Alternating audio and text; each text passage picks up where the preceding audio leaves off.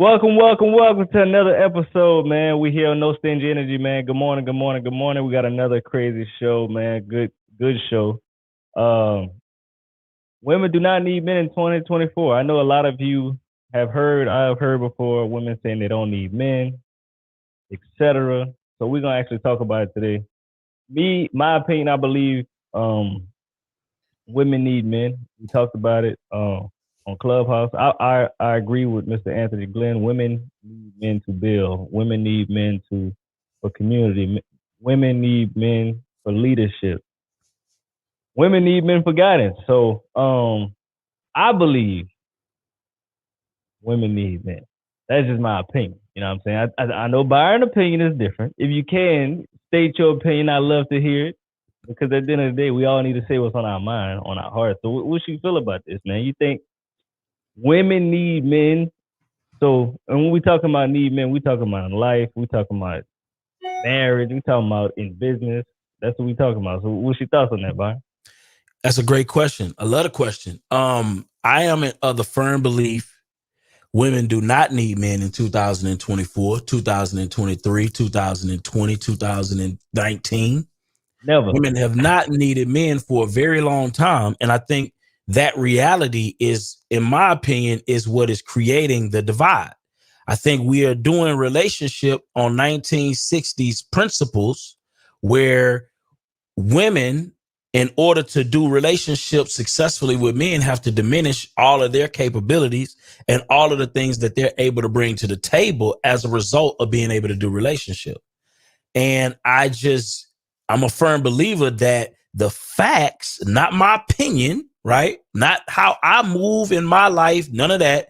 The facts say that women do not need men in 2024 and beyond to create relationship.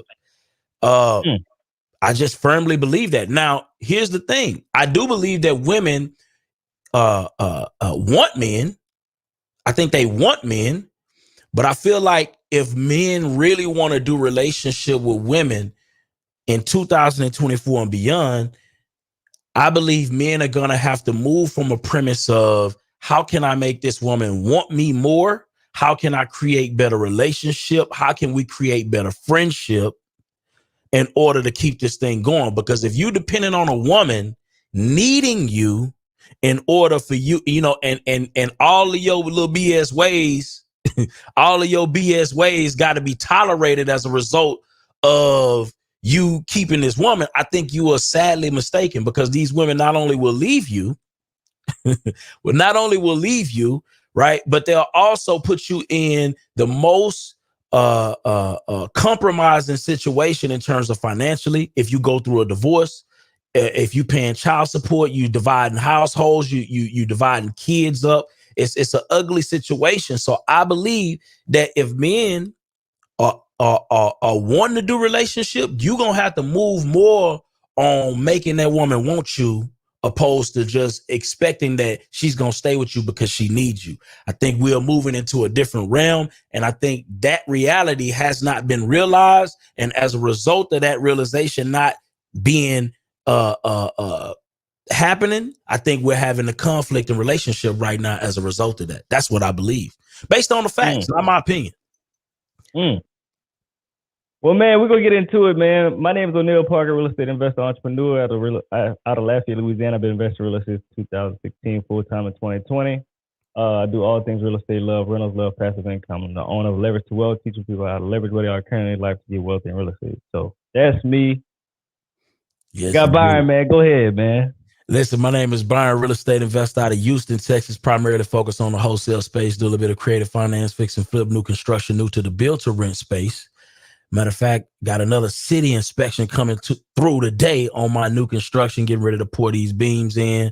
I'm just excited, man. I'm excited, man. Also, proud member of the Accelerator program, where we help investors move further, faster, consistently. And I think this is a beautiful thing. But today we're talking about, do women really need men? Yeah. Hey, man, I'm excited about this conversation, man. We got Di, we got Anthony Glenn, We man. got What's going Anthony on, Glenn in fellas? the building and Dunn in the building. Hey, that boy coming repping the frat. I can dig it. This is gonna be a beautiful discussion. It's gonna be a beautiful discussion. See the ladies like they scared, man. Where the ladies, man? Where the ladies? Where the ladies, man? Where they at? Oh, we got Dr. O in the Dr. building. O. Okay. Oh my God. Oh boy. Yo, this is gonna be a one for the books. You hear me? My God. All right. Dr. O. I want to go to Dr. O first. We got to go to the ladies. Ladies first. Good morning. I'm nervous. Hi, guys. Don't be nervous. This is the place for you. Don't be nervous. This is the place. Listen, okay. O believes that women still need men in 2024. Dr. O. I believe women do not need men in 2004. If they want a relationship with men, that's different.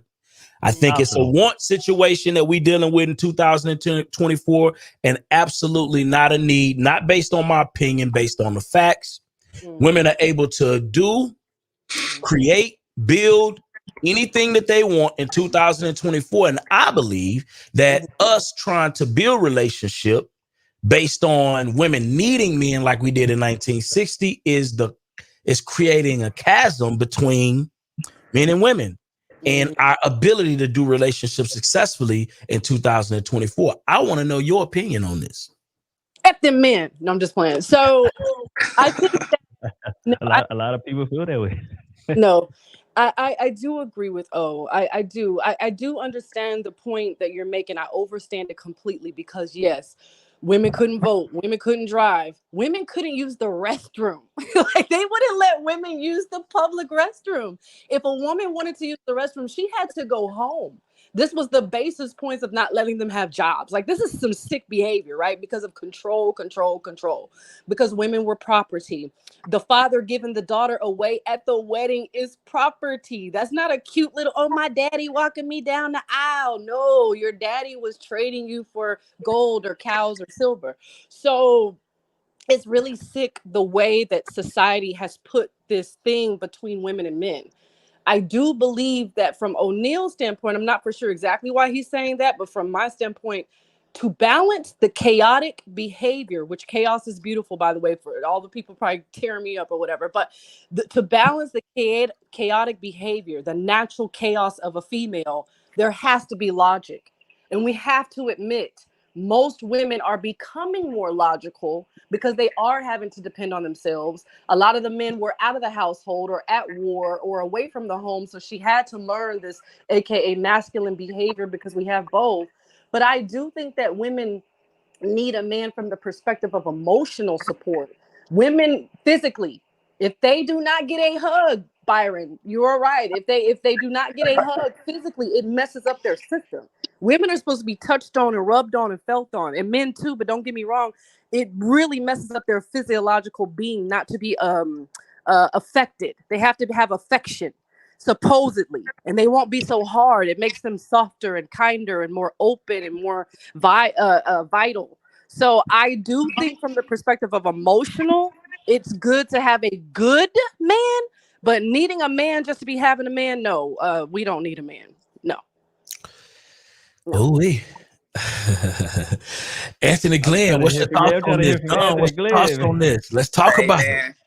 Hey, you know what, man? When I be listening to people, I think it's I'm be real, man. I think it's some weak ass men out there, bro. I'm just being real. I have to call it what it is because see, this is what I think, man. I personally think that, you know, we're getting further and further away from the traditional role of a man. Now, I'm gonna be honest, and a lot of ladies are not gonna like this, but again, I believe we need men to build. Name me 5 things that a woman has created in the past 10 years. Wow. Yo, put in the chat. Created. What? Because you know there's women construction companies, women truckers, women builders. That's not what I'm talking about. I'm talking about Fortune 500 companies that keep our country going. Nah. That's not a fair assessment because that's still based off of control. Ooh. That's based off control, though. Hold on, Dr. O. I didn't interrupt you when you were talking. Now I'm just saying, like, I kind of feel question, bro. You asked the question. I got you. But what I'm saying though is that I'm not saying, I'm not trying to discredit women as being, you know, leaders. I'm actually holding the men accountable for not allowing the women to rest. Now, see, the reason why I kind of feel like women are the way that they are is because they don't have a choice. Now, let's think about this in reality, in totality, right? If I'm a boy and I'm getting raised in a family, right, and there's no woman, and the hierarchy of my family is the woman, then what type of behavior do you think as a man that I'm going to inherit? It'll be a little So, mushy. right. So what I'm thinking, you know, is that, you know, women can only do so much to be in position to raise men. Men need to be around men, and men need to learn from leading men. And I believe that the problem is that there's a lack of men doing what they're supposed to do. I'm not saying that it's the woman's fault. And I actually think that you can't. There was a gentleman that was talking on Clubhouse before we got back, and he was complaining about, why would a man complain about what a woman thinks if she doesn't, you know, subscribe to your leadership or what you're trying to do? Then I personally feel like you should find a woman that does instead of complaining. That's what I believe. And some people might say, oh man, this is this male chauvinistic stuff. But I actually think it's the man's responsibility is to build and to lead. And when he doesn't do that, he's going to inherit behavior from a woman if he doesn't have any strong men around. And that's why you see women out here, because they don't have an example of what leadership looks like in most cases from a man. So think about it. If I'm raised in an environment where I see women, uh, um, you know, there's zero guys that are setting the example, and I can go back to mom, and mom is going to bail me out, then that's what it's going to be like. And you know how I know? I have a brother that's just like that. He's 46 years old. You know where he's at? He lives with my mother with his two kids. In what scenario is that okay? Two children, two different women. Mom keeps bailing them out. If my father was alive today, that would never happen. And I'm just saying, I just What's your feel thoughts like, about that, Anthony? what's that? What's your honest thoughts about your brother 42 with two kids living with your mom?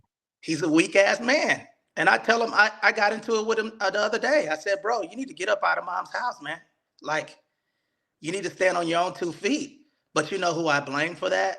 I blame her for enabling that behavior, because he's not sick. So you He's blame your not. mom for letting them stay there? Yes, my father would never allow that, bro. If he was alive today, my brother would be outside. Gotta go figure it out. But real quick though, hey, Anthony, right? So let's look at this. Let's just take you and your brother for an example. You have two. Do you have any other siblings? Yeah, I have a sister. You have a sister. Okay, so let's just look at the two men. What we looking at from a reality standpoint is that two men grew up in a household. One of them is extremely successful in his own right. The other one is completely unsuccessful and dependent on his mother to help him raise him and his two children. Now, we talking about the jungle. Yeah. When a woman looking at this 50-50 assessment, right? She only has two options to choose from. She got one that's extremely successful, who probably knows he's extremely successful and is not married as a result of probably ridiculous optionality, if we're gonna keep it real, right? And not making that choice. And then the other one would love to be in relationship with her, but he can't provide for her. Those are the options that's happening in the real world. Yeah. So my question is, right? It's not enough of yous going around. They don't even look at your brother. They can't, most women won't even see your brother. They won't even acknowledge that he even exists in the world. Where is the options for women to choose all of these real men that we keep hearing about, right? That will protect, provide, lead, all of these things. Where are these men in reality? The truth is, it's a small percentage of those men. Those men know that they are those men, right? And it's not enough of them to go around to all of the women. And What about, so the question is, do women really need men in 2024? If this is the case, if this is the reality, not my opinion, not what I think, this is just what the data bears out. What's your thoughts on that? My thoughts are, yes, I still believe that women, I completely agree with there's not enough. I believe that there's not enough men that are there. But I mean, also, because where are the examples at, bro? I mean, let's really think about it right now. Look at the app and how many African American men are actually leading on the app. Majority of them are in this room right now. You got a couple of people out there, Jonathan Bings. You got the different people that are out there that are doing what they're supposed to do with taking care of their family and setting the example. But see, also, like I said before, you know, I'm a victim of that environment, bro. I was raised with my brother. He's my stepbrother. It's my stepmother's son. I kind of feel like I still believe that women need men to build and to lead so they can rest. Like, man, come on, think about it. At the end of the day, Here's the thing, though, Anthony. Here's the thing. Not to cut you off, but here's the thing: the men who they need to do those things, are they willing to commit? Being that they are in extremely high demand in most cases, right? oh yeah, The yeah, question you're right. is, so women are not getting the men that we quote unquote say that they need. Women aren't even getting those men because those men are occupied. But Right. why aren't they getting those men though? Because they don't want to help. I believe they're not getting these men because they don't want to help. Honestly, you know, this is another thing too. There's a fine line between look, I kind of feel like when men are out here doing their thing, the reason why I feel like there's conflict is because for one, that their plight of building is not high enough for a woman to come in and be in support of that man's growth. Typically her goals, a lot of men don't have big enough goals. So of course it's going to be conflict. So if I kind of feel like another thing too, like if a woman into what I hear on the app right now is that a man, the man has to do A, B, C, D, E, F, G in order to get with me. But then when you ask the They got a woman's whole value, list. yeah, man got a whole list. But then when you ask what the woman's value, okay, so what value do you bring? Are you going to add? What is your value? Just that simple question. Struggle to answer the question. She struggled to Yeah. answer the question. Then it's he and han and dee dee dotty dee, and Face and sex. That's it. yeah. So if a woman can answer the value question, I never hear majority of the time when we ask that question, we have to lead to the answer. But again, at the end of the day, man, it's the man also, bro. Because if a man's not strong enough to deal with what he's inherited, right? If you have a woman who has a strong woman raising her, which is nothing wrong with that, but then she inherits, you don't need no man. You could be independent, you could do X, Y, and Z. And then you show up as a man that's leading, that's trying to do what he's supposed to do.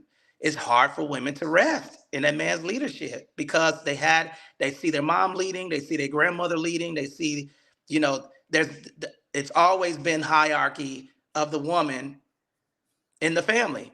There's no man around. So how do you expect for a woman to be able to rest in that man's leadership?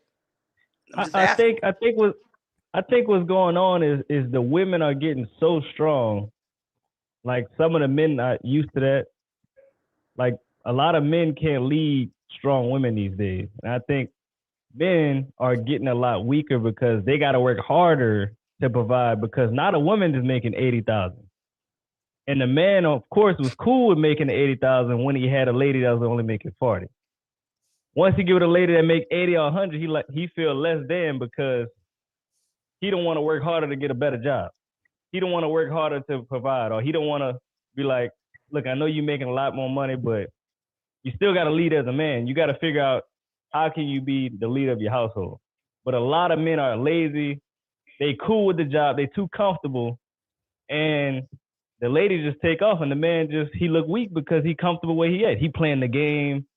He want to go out with the boys. He want to go drink. He want to go take shots, and he's not at home trying to figure out how could he provide better for his family. How could he have better leadership? And I think that's what's going on. I want to hear what Don, and then I want to get to Oteven and Dr. O take on this, because I mean, we're dealing with facts. And I think that's where the dilemma is. We have data, right? And then we have ideas. And I think the ideas are not matching with the facts. And that's where we having a conflict. At least I'm having a conflict because I'm a data-driven guy, right? Not again, this is not personal, right? I'm just looking at the facts.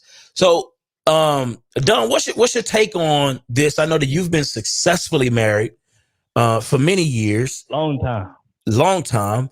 And what's your take on these changes in society? And yeah, what's your overall take on where we are with declining marriages, declining relationships in general? What's your take on that? Well, good morning, Byron and O'Neill, and everybody. Listen, I've been married for 22 years. I'm still trying to figure it out, and I'm serious. You know, I'm trying to position myself now to understand human behavior. How do I position myself for growth? And the main thing is, Byron, I didn't come into the world knowing any of this about relationships, human behavior, how to nurture a relationship. Basically, we come into this world being selfish. So if your overall idea is to be selfish and to look out for number one, that does not allow you to be successful in a relationship. So what do? You have to, that information comes from outside, whether you go to a seminar, whether you read it in a book, whether it's modeled for you. And so we're still trying to figure it out. So if I can put myself in a position to understand human behavior from a female and from a male perspective, I got some notes here. How do I start responding to life instead of reacting to life? And make some intentional decisions so that I can be the best person I can be. And I'm not trying to ride the fence here or cop out. What I'm trying to say is I don't have all the answers. I'll never have all the answers. But what I want to do is to be able to say, okay, what am I doing to live my best life? And how can I be a great partner in this marriage? You know, what do I have to do to make a life that is flourishing, that's doing better, that's contributing to society and making it better? So I got a couple of questions. Am I contributing to society if I can work, take care of the bills, take care of the wife, make sure that the lights are on and there's food on the table, but I can't be faithful to my wife? Am I contributing to society if that's what I'm doing? And it took me a long time to figure this out, Byron, that a person who is faithful to their relationship is rare. And it hurt me to realize that a person being faithful to a relationship, to a marriage relationship where you promised to be faithful, very few people are accomplishing that. And for me, that contributes to a breakdown in an understanding what it means to need. And right now, I just need to define the word. Can we define that word need, and then we can have a better conversation? Because when you say it, you're thinking of one thing. I'm hearing another, and a female out there may be hearing it a different way. But how do you define need? And then maybe I can come back and say something else. I guess when I say need, right, when I'm looking at the word need, I'm thinking of put like this. I need to make income to pay my bills, to be able to maintain my lifestyle. I need a vehicle, right, to get to my job site in a timely and convenient fashion, right? I need air to breathe. I need water to drink. Those are needs. And I think that in 1950, women needed men because there was a lot of things that women just weren't capable of doing. And I think we're moving into a society where women don't need men. They want men, but they don't need men for their basic survival. They don't need men to provide income for them to be able to do all of the things that they would want to do or not do, right? And as a result of that, I just believe that it is creating a rift, because here's why I believe it's creating a problem. Because women don't need men, but men are still operating as if women need men. Two things are going to happen as a result of that. Number one, women are going to either diminish themselves in order to prop up some man's ego, right, when they don't necessarily have to, or two, or two, she's going to be in a situation to where she's going to have to deal with things that she probably wouldn't have wanted to deal with, right? Because she feels like, put like this, she's not going to be willing to deal with a lot of the things that women in 1940s dealt with, right? She's not going to deal with those things in 2024. So the divorce rate is going to continue to increase. Women are going to continue to lead in divorce filings, because at the end of the day, she don't have to put up with any of the junk that men are wanting women to sign up for. She just don't have to do it because there's not a need for her survival. Now, if it was a need for her survival, it was a lot of women that put up with a lot of stuff. And they were cool with it. And they went on and led happy lives, raised successful families as a result of it. But that option was not on the table in terms of them having that option readily available at the go to be able to just leave and then just live a productive life after the fact. That is my definition of need. Does that kind of give clarification?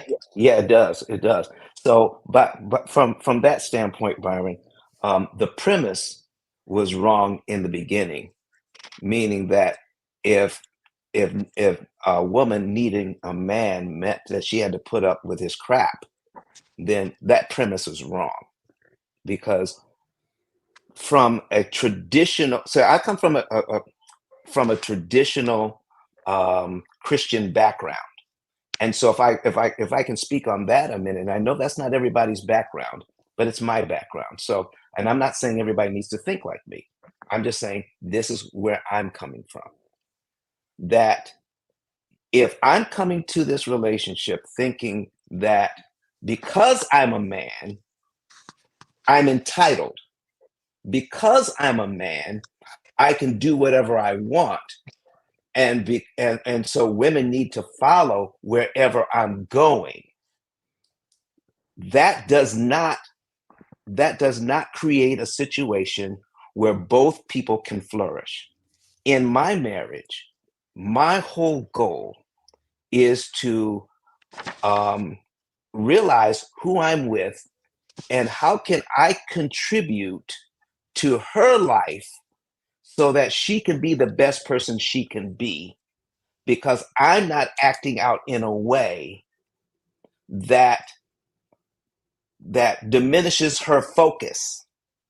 Okay, so her focus is how can she be the best person she can be, all right? But if I'm out here in the street chasing after some other skirt, now her focus has been directed to an unfaithful husband.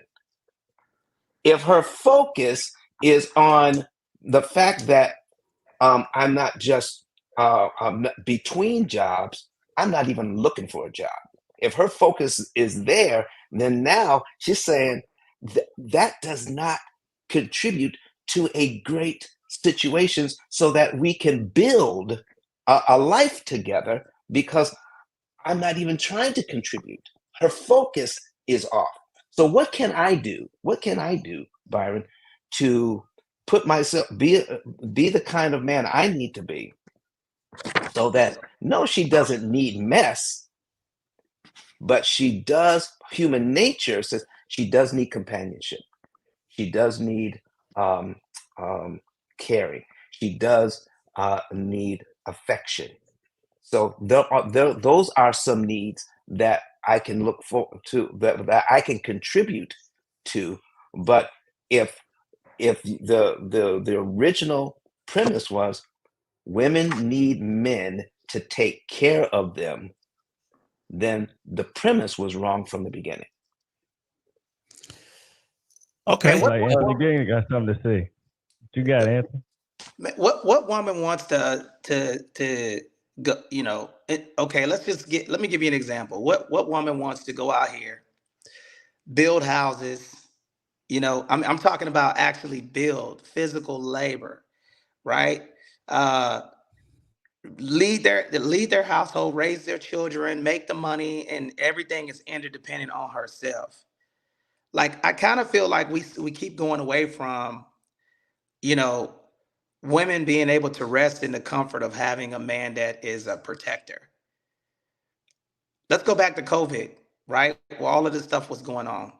Now, I believe that, I still go back to the thing where men are supposed to build. Like, and I think that we get so far away from the traditional things of being right now, if somebody was to break into this house, okay, and my children were here, okay, which they're sleeping right now, I'm not going to be standing behind my lady to protect my family. Like, that's what I'm talking about. Now, is that going on today? Absolutely. It's still going on. And I'm not saying that it's an everyday thing, but I kind of feel like, yes, I don't care what anybody says. I don't care how independent a woman is. Women are going to need men. Now, I'm talking about the creation of pretty much everything that is in the world today, right? Our responsibility is to build, lead, protect, and provide. It's simple. And anything outside of that, rearing children, raising men to be leaders, all of that stuff, that's why women need men. Now, a lot of ladies might disagree with that. A lot of people might say that, oh man, you know what? I don't need a man to raise my son. Okay. Okay. Yeah. I cannot teach my daughter how to be a woman because I'm not one. I can only set the example of a man of how she is supposed to be treated by men. But what I can do is I can influence how my son is raised and how he's supposed to, provide and protect his family. That comes from men. And if a man doesn't teach a man how to be a man, then society's going to teach a man how to be a man. Yeah, I get it. You don't want that. Yeah, I get it. I want. Here's the thing. I'm still struggling with the numbers, though. I get where everybody's coming from. I get the idealism. I get the positive numbers you vibe. talking about, though? Man, I'm talking about the numbers that we just don't have enough of these men just around like that in the jungle. I'm talking about real world stuff, not theoretical. Well, okay, let me talk to Dr. O real quick. Oteven. Yeah, Dr. O been spitting, man. She been spitting. Yeah. I want to hear Oteven real quick because I just want to. Are you with us right now? I am, but I'm actually willing. I'm dying to hear what Dr. O has to say first. So let me let her speak, and then I'll step in. Okay, all right. She need a man to change that Pokemon battery. Actually, I need a man to do a whole lot of things right now. If you see, once I put this camera on, I'm physically doing the labor on Tony, and no, I don't want to be doing this shit. But carry on. So, Dr. O, I mean, what are you seeing in reality when you're talking to your sisters, your aunts, your cousins, your nieces? What are you seeing in the real world? Again, we're talking real world, not theoretical, not BOB, not the clubhouse, not, this environment, not the conferences you go to. Because I know you probably yourself, interface in a lot of high level circles. I'm talking about outside of those circles. When you're back in the real world, what are you seeing in reality? Does any of these high level things that we're espousing on this show today, do you see that in reality? Only in certain cultures. So this is a great topic because there's a little misogyny going on today. Okay, thinking that, a guy builds a house, he's a protector, he can do these things. They're talking about his actions, which are beneficial. And no, I don't think, for the sake of biology and science, which comes to our mathematical equation, obviously we need both sexes. So I think that's moot. So yes, men are strengthened, stronger than women physically. They're more innate to look around and see stuff that women may not catch when it comes to threats. They're more built and suited for protection. So we've got to give them honor that they do matter. Okay, they matter. But I'm thinking this conversation is about needing that to matter in my personal life, right? So when I look at groups like, are we dating the same guy, Dallas? Are we dating the same guy, Houston? Are we dating the same girl, Atlanta? Are we dating? These dating sites tell you a lot of information because you have over hundreds of thousands of people, aka data. So you have hundreds of thousands of people complaining about the exact same things. These are rich women, poor women, black women, white, blah, blah, blah, all the cultures, right? So you've got all the cultures literally copying and pasting, saying the same thing. Okay, about men, by the way. So I go in these groups and I research these groups. I work with a group of white women to understand the difference between their men and our men. There are absolutely none.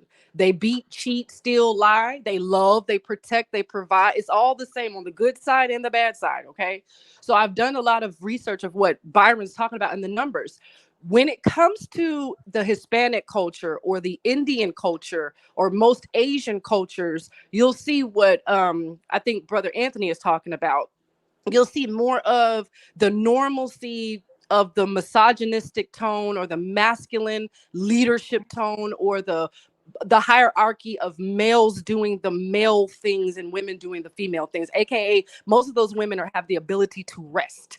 Whereas when you start creeping into the African culture or the black or darker nations, that's not the same. Women were the matriarchs. Women were the ones more like the lions. She does the hunting. The clownfish, she does the hunting. Certain animal kingdoms is where the women kind of go out there and do what the men think they're supposed to be doing, right? And they eat first and all this other stuff, and there's no problem. So it depends on the culture. That's number one. Number two, in the need of a man. A woman specifically, any woman here can tell you her needs of a man, and they're going to be different per female based off how she was raised. And my need for a man may not be the same. So the women in our family have all been married 30 plus years. Are they happy? No. Do they cheat? Yes. Yes. Do they cheat? Yes. Does Aunt Patricia still need Uncle Tony? Of course, she's not going to get up there and change the light bulb and potentially kill her fine, sexy self. Let him go do it, right? So there are those things to where, yes, I need a man, but do I need that specific man? And do I need only that man? There's so many different things when we talk about needs, because we're talking about physical, emotional, all these other things. So yes, I've been in the groups, the high circles. Most of those women, no, they don't need a man. It's more to Byron's perspective. They want a good man. They want a good relationship. They want to be good women. However, they don't need a man because we can pay the dude down the street to come and fix the light bulb. We can pay the pool guy. We can pay the so-and-so. So when money gets involved, that need for certain things of a man can be exchanged for the transaction of money. That's the data that Byron is talking about. Money can start to pull away from the need for protection from my spouse. And a lot of guys that are in a relationship with a woman with money sees that she has security. So she don't need him for security. They see that she has the fence guy and the pool guy and all the guys. So she doesn't necessarily need him to do that. She wants him around because that's who she's attracted to, whom she loves, who she's trying to build with emotionally and spiritually and other leads, right? So she's needing her man for different things besides the societal basis points that Don was talking about. These society things that they say we need each other for they're wrong from the get-go. But what I've seen in other cultures, most of the Hispanic women that I deal with, and these are the ones that speak no English, okay? I don't know about Americanized Hispanic people, but the ones that come from Mexico, they need their man, okay? They're not going to make it without him. There are some Indian women who will not make it without their man. It's just not going to happen because that's how they were built. Black women weren't built that way. Close your legs, get to work, put your head down, we were taught different things. Don't let no man come in here and such and such. We were taught different things. Or if we do have a man, fix his food, have sex with him, all the things that you're supposed to do as a woman, but don't let him come in here controlling who you are as a woman. We've been taught certain ideals that skew these numbers and data that Byron is talking about. So from the perspective of the room, now that I have more understanding, no, women absolutely do not need a man for certain societal reasons that the society has taught us. We've been groomed, programmed through religion, politics, and different other epithets to need a man for certain things that we can really do on our own. And no, I'm not building a house. But most of the men on Clubhouse aren't building a house either. I mean, they're not going to do it either. We hire people to do that. Even if you're not super duper rich, you still hire people for certain things that you won't do. So I can't say that we as women in a relationship need a house building, cave driving man. We need a man carrying a gun, spitting out his tobacco. That's not my idea of the need of a man. I think that we need to identify real examples in this room of women in this room of what they really need from a man to get the real data from this particular room in order to have a real discussion, because the misogyny is kind of bubbling a little bit. But the females are a little quiet. So I hear Curtis in the chat. I see people in the chat. They're kind of tipping on what we're starting to. Our need from a man, based on Don's perspective, which we absolutely love, Don, thank you, is different. It's been programmed in us to need a man for certain things. We've been programmed to need a man for certain things that I don't think are real. And that's why a lot of these relationships are not working, or the math isn't mathing, because people are talking a lot of noise on Clubhouse and social media and YouTube and stuff. But then when I go to their house, a lot of the brothers that I know here, not here in this room, I'm sorry, here in Clubhouse, I go to their personal lives and it's nothing like what they're saying on Clubhouse. You're cheating and slapping. What's been going on? They lying. I know these men. They call my phone and tell me the truth. They get on Clubhouse and say something, then they call me and be like, Dr. O, I need such and such. Your woman should be doing this for you, sir. What do you have her around for? Why are you calling me? I got my own stuff I need to do. So I'm just saying that this is a little, the conversation is necessary and mandatory, and I actually love it. But I think we need to start asking the women in this room what their needs for a man are to get real data in this particular room, so we can have a real discussion here. And then maybe we can take that to another level. But right now it's kind of like talking. I want to ask if y'all women put in the chat, what do y'all need from a man? If what do y'all need from a man? Yeah, I want to know. Let me ask. I just want to say this, Tony. What Dr. O is talking about, what I'm perceiving, is there's a certain level of vulnerability that you are asked, that would you'd have to be able to experience to say what you really think and feel and understand. Do we have that level of vulnerability to say what I'm really looking for? Because do I feel that this is a safe space to be that vulnerable and talk about what's really going on inside me in public? Or do I need to call Dr. O in private and then share what I really think? Man, I just know that a lot of men get on these apps, and I'm just keeping it real. They're gonna talk. And I'm just keeping it real because I just want to have an honest conversation so men don't come for me. I just want to be honest. A lot of men get on these apps, they talk all this good stuff, but they still gonna have them a couple women on the side. They still gonna do the things that they do, especially if they select men, right? A lot of them, right? Not all of them, but a lot of them are gonna still do what they do. So it's like at the end of the day, are you really like moving like you speaking, you move in reality? Like that's the question. And so listen, man, I want to hear from Oteven real quick and get her feedback, and then we gonna announce Princella in the building. We got Princella in the building coming up next. Oteven, what's your thoughts on this conversation? Great conversation. Can you hear me? I can hear you. Okay. I love everything that Dr. O said, as usual, which is why I wanted her to speak first. But I guess when you say need, right? Like in the context of the conversation, I guess we don't need them, because everything I'm doing right now physically I can do, but I would prefer a man be doing them, which is why, Tony addressed it the way he did. But I do think for me, what we need in a person changes from time to time. But overall, I'm glad, was it Uncle Don, he used the word vulnerability. So if I'm being totally transparent right now, for me, that's what I would need, is because I don't need the physical things, obviously. I mean, I would love the assistance, but to say need, then it's not mandatory. But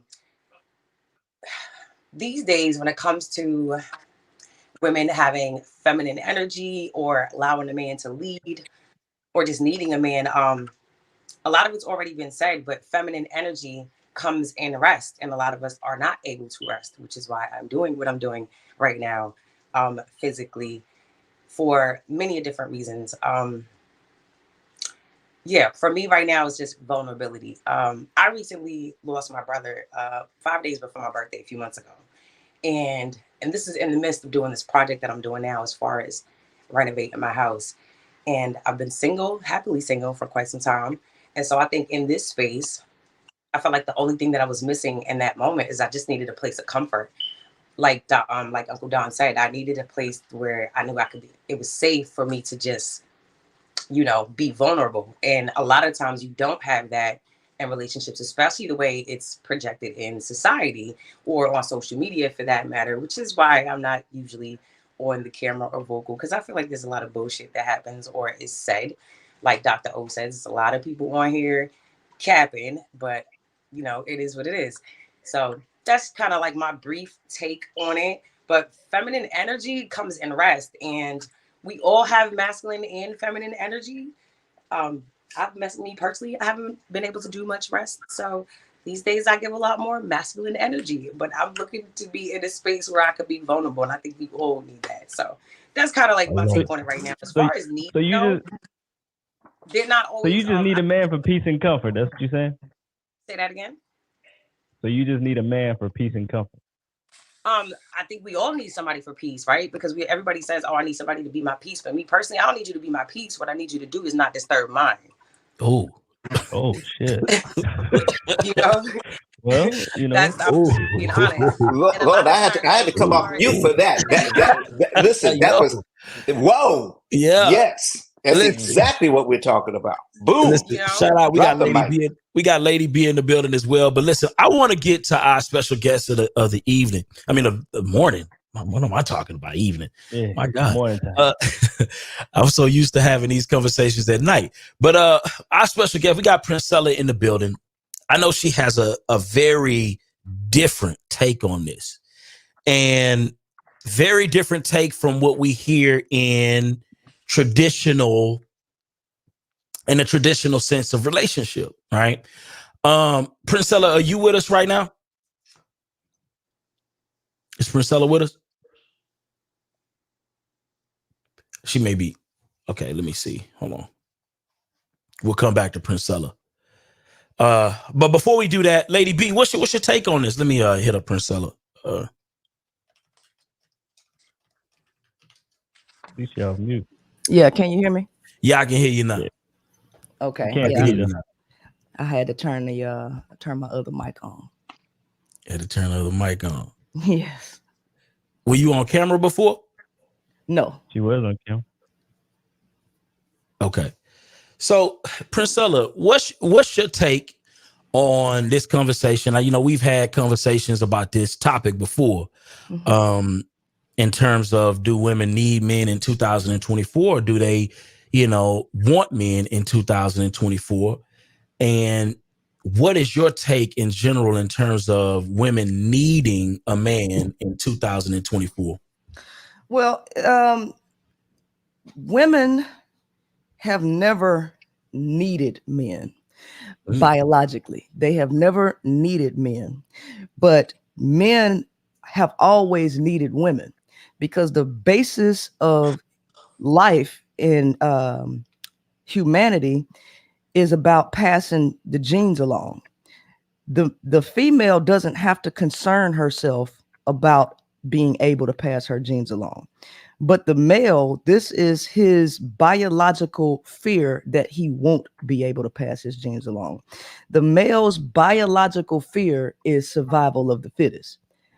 If you left males in the wild without human interference, most males would fail at surviving, because most males are not the fittest, which means that women have the power and have always had the power to determine which male got the chance to pass his genes along. So when you understand the biological basis of life and understand the difference between males and females at their core, you can understand where male fear comes from. So out of that grew structures, sociological structures that have shaped themselves to help men survive. These structures don't have anything to do with women.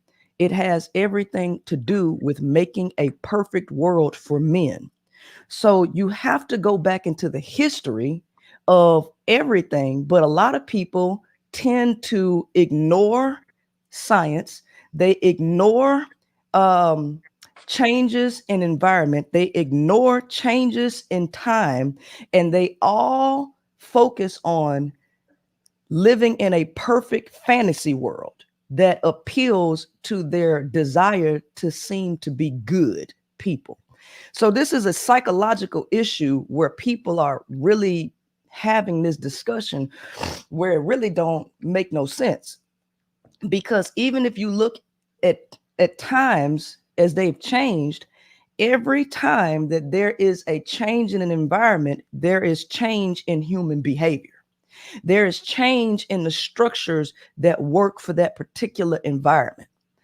We are in a new era where things are changing, and the dynamics of people's interactions are also changing. But because historically the systems have been structured to facilitate male existence, this is the first time in a long time where the system and the structures are not centered around catering to male existence.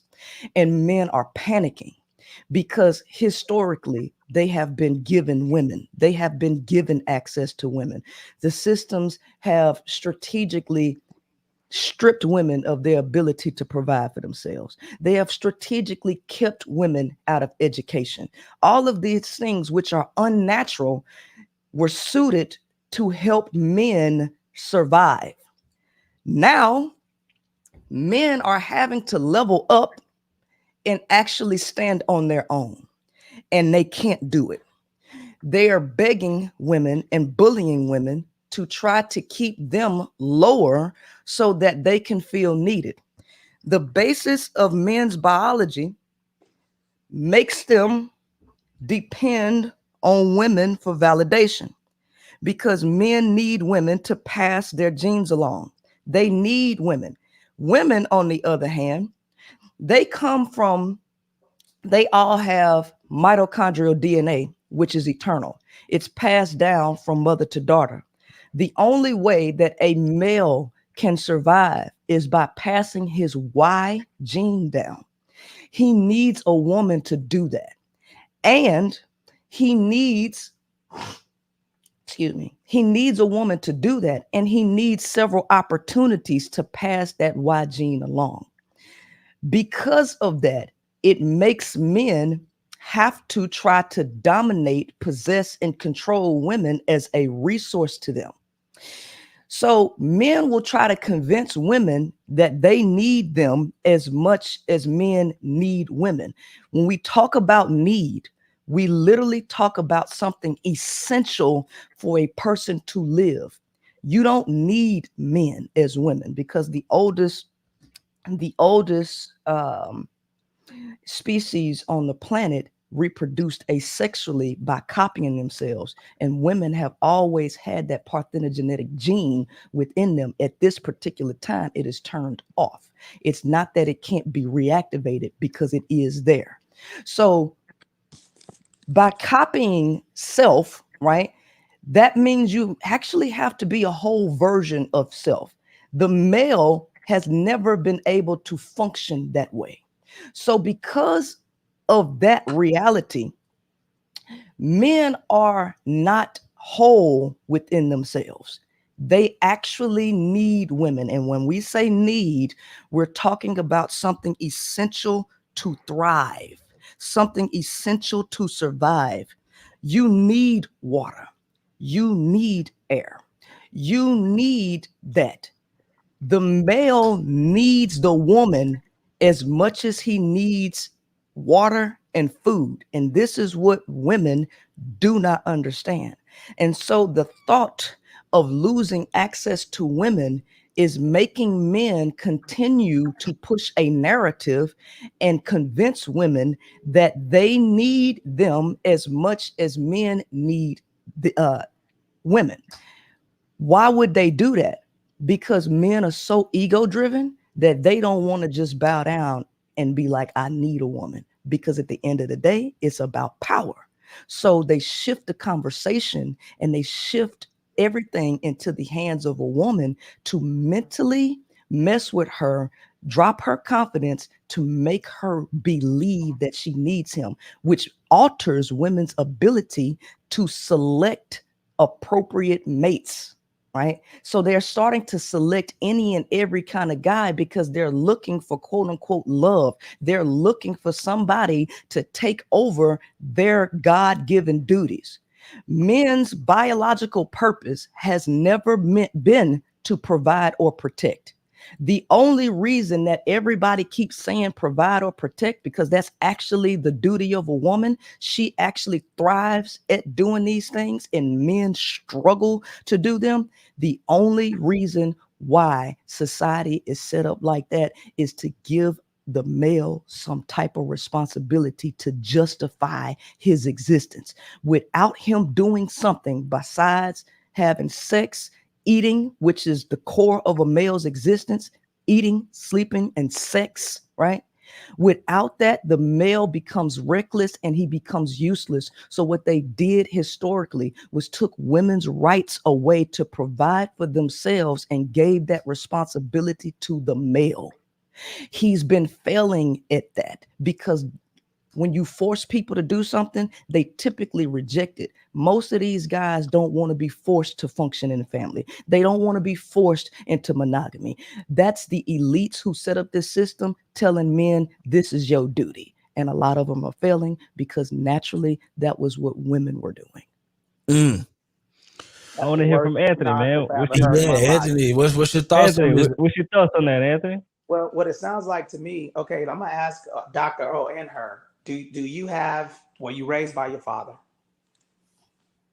Are you talking to me? Yeah, my father was in my life. Oh, Were you raised by your father?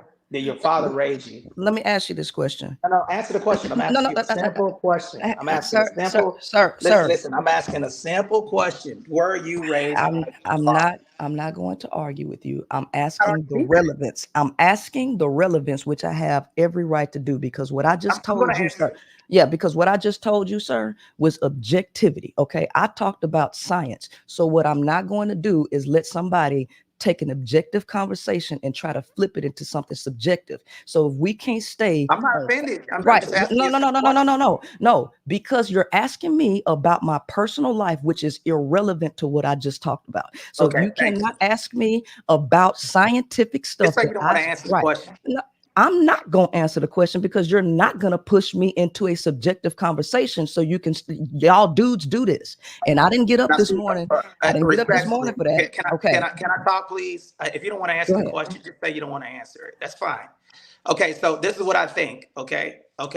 Now, based off of that conversation, based off of what she just said, the long soliloquy that I just heard, it sounds like to me that you feel that the hierarchy of any type of relationship should be woman then man. Am I wrong on that? I'm telling you what it is naturally and what it is logically. No, I'm asking you. Males come second. Yes, they do. Males come second. Okay. I don't have any other further questions. All right. Now I'm gonna.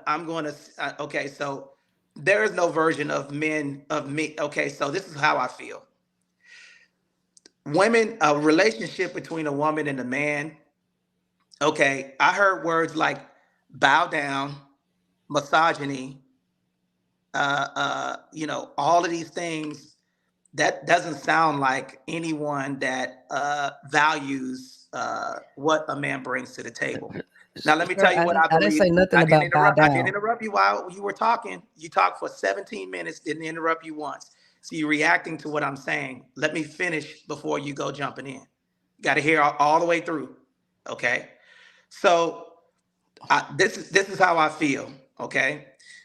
Women and men, if women knew their value to a man, then there would be no version of a man saying that he doesn't need a woman, because we do need women. And I believe that women need men. Who do you believe the most powerful person in the White House is right now? The First Lady. Do you know why the First Lady is important? Because her position is like a chessboard. I've said this over and over again. She knows when Biden is sick, disappointed, all of those things. What's really going on with him, insecure, all of that. The woman is like the queen on the chessboard. She has the most power because she can move up, down, left, right, side to side. But at the same time, the hierarchy of the kingdom is the king and then the queen. But the queen provides wise counsel to the king. She sees things that he doesn't see. So she's very, very important. But at the end of the day, man, all of that mumbo jumbo and bow down and all of that other stuff.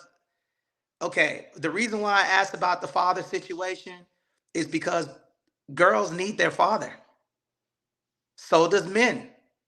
So when people say, I don't need a man, okay, the man is supposed to provide the example of how girls are supposed to be treated. That's the first example. The first person that a woman should love is her father. Now, if there's a bad example of that, then the next person should be whoever steps up to the plate and provides that leadership for them. But this is the problem. Again, I can listen to the conversation and see how much value that men provided in these women's life, how they negate the power and the love, security of a man. Now, people might disagree with that, but my daughter needs me. I'm the example. I'm the first example of how she's supposed to be loved. Okay? My son needs me because I set the example of how he's supposed to run and lead his family and accomplish things, navigate through conflict, how he's supposed to hold himself upright, how he's supposed to communicate and respect people. And we keep getting further and further and further away from that because we keep clashing. You are equally as important as me. Women are equally as important, but there's no version of a man not needing a woman and a woman not needing a man. It's just, everybody needs a woman. Men need women and women need men. But when I hear things like misogyny because a man says that he's supposed to lead and provide a safe haven for his family and set the example, set the tone, and provide direction for the family, right now I can put 10 women out in the crash. And I can ask a question.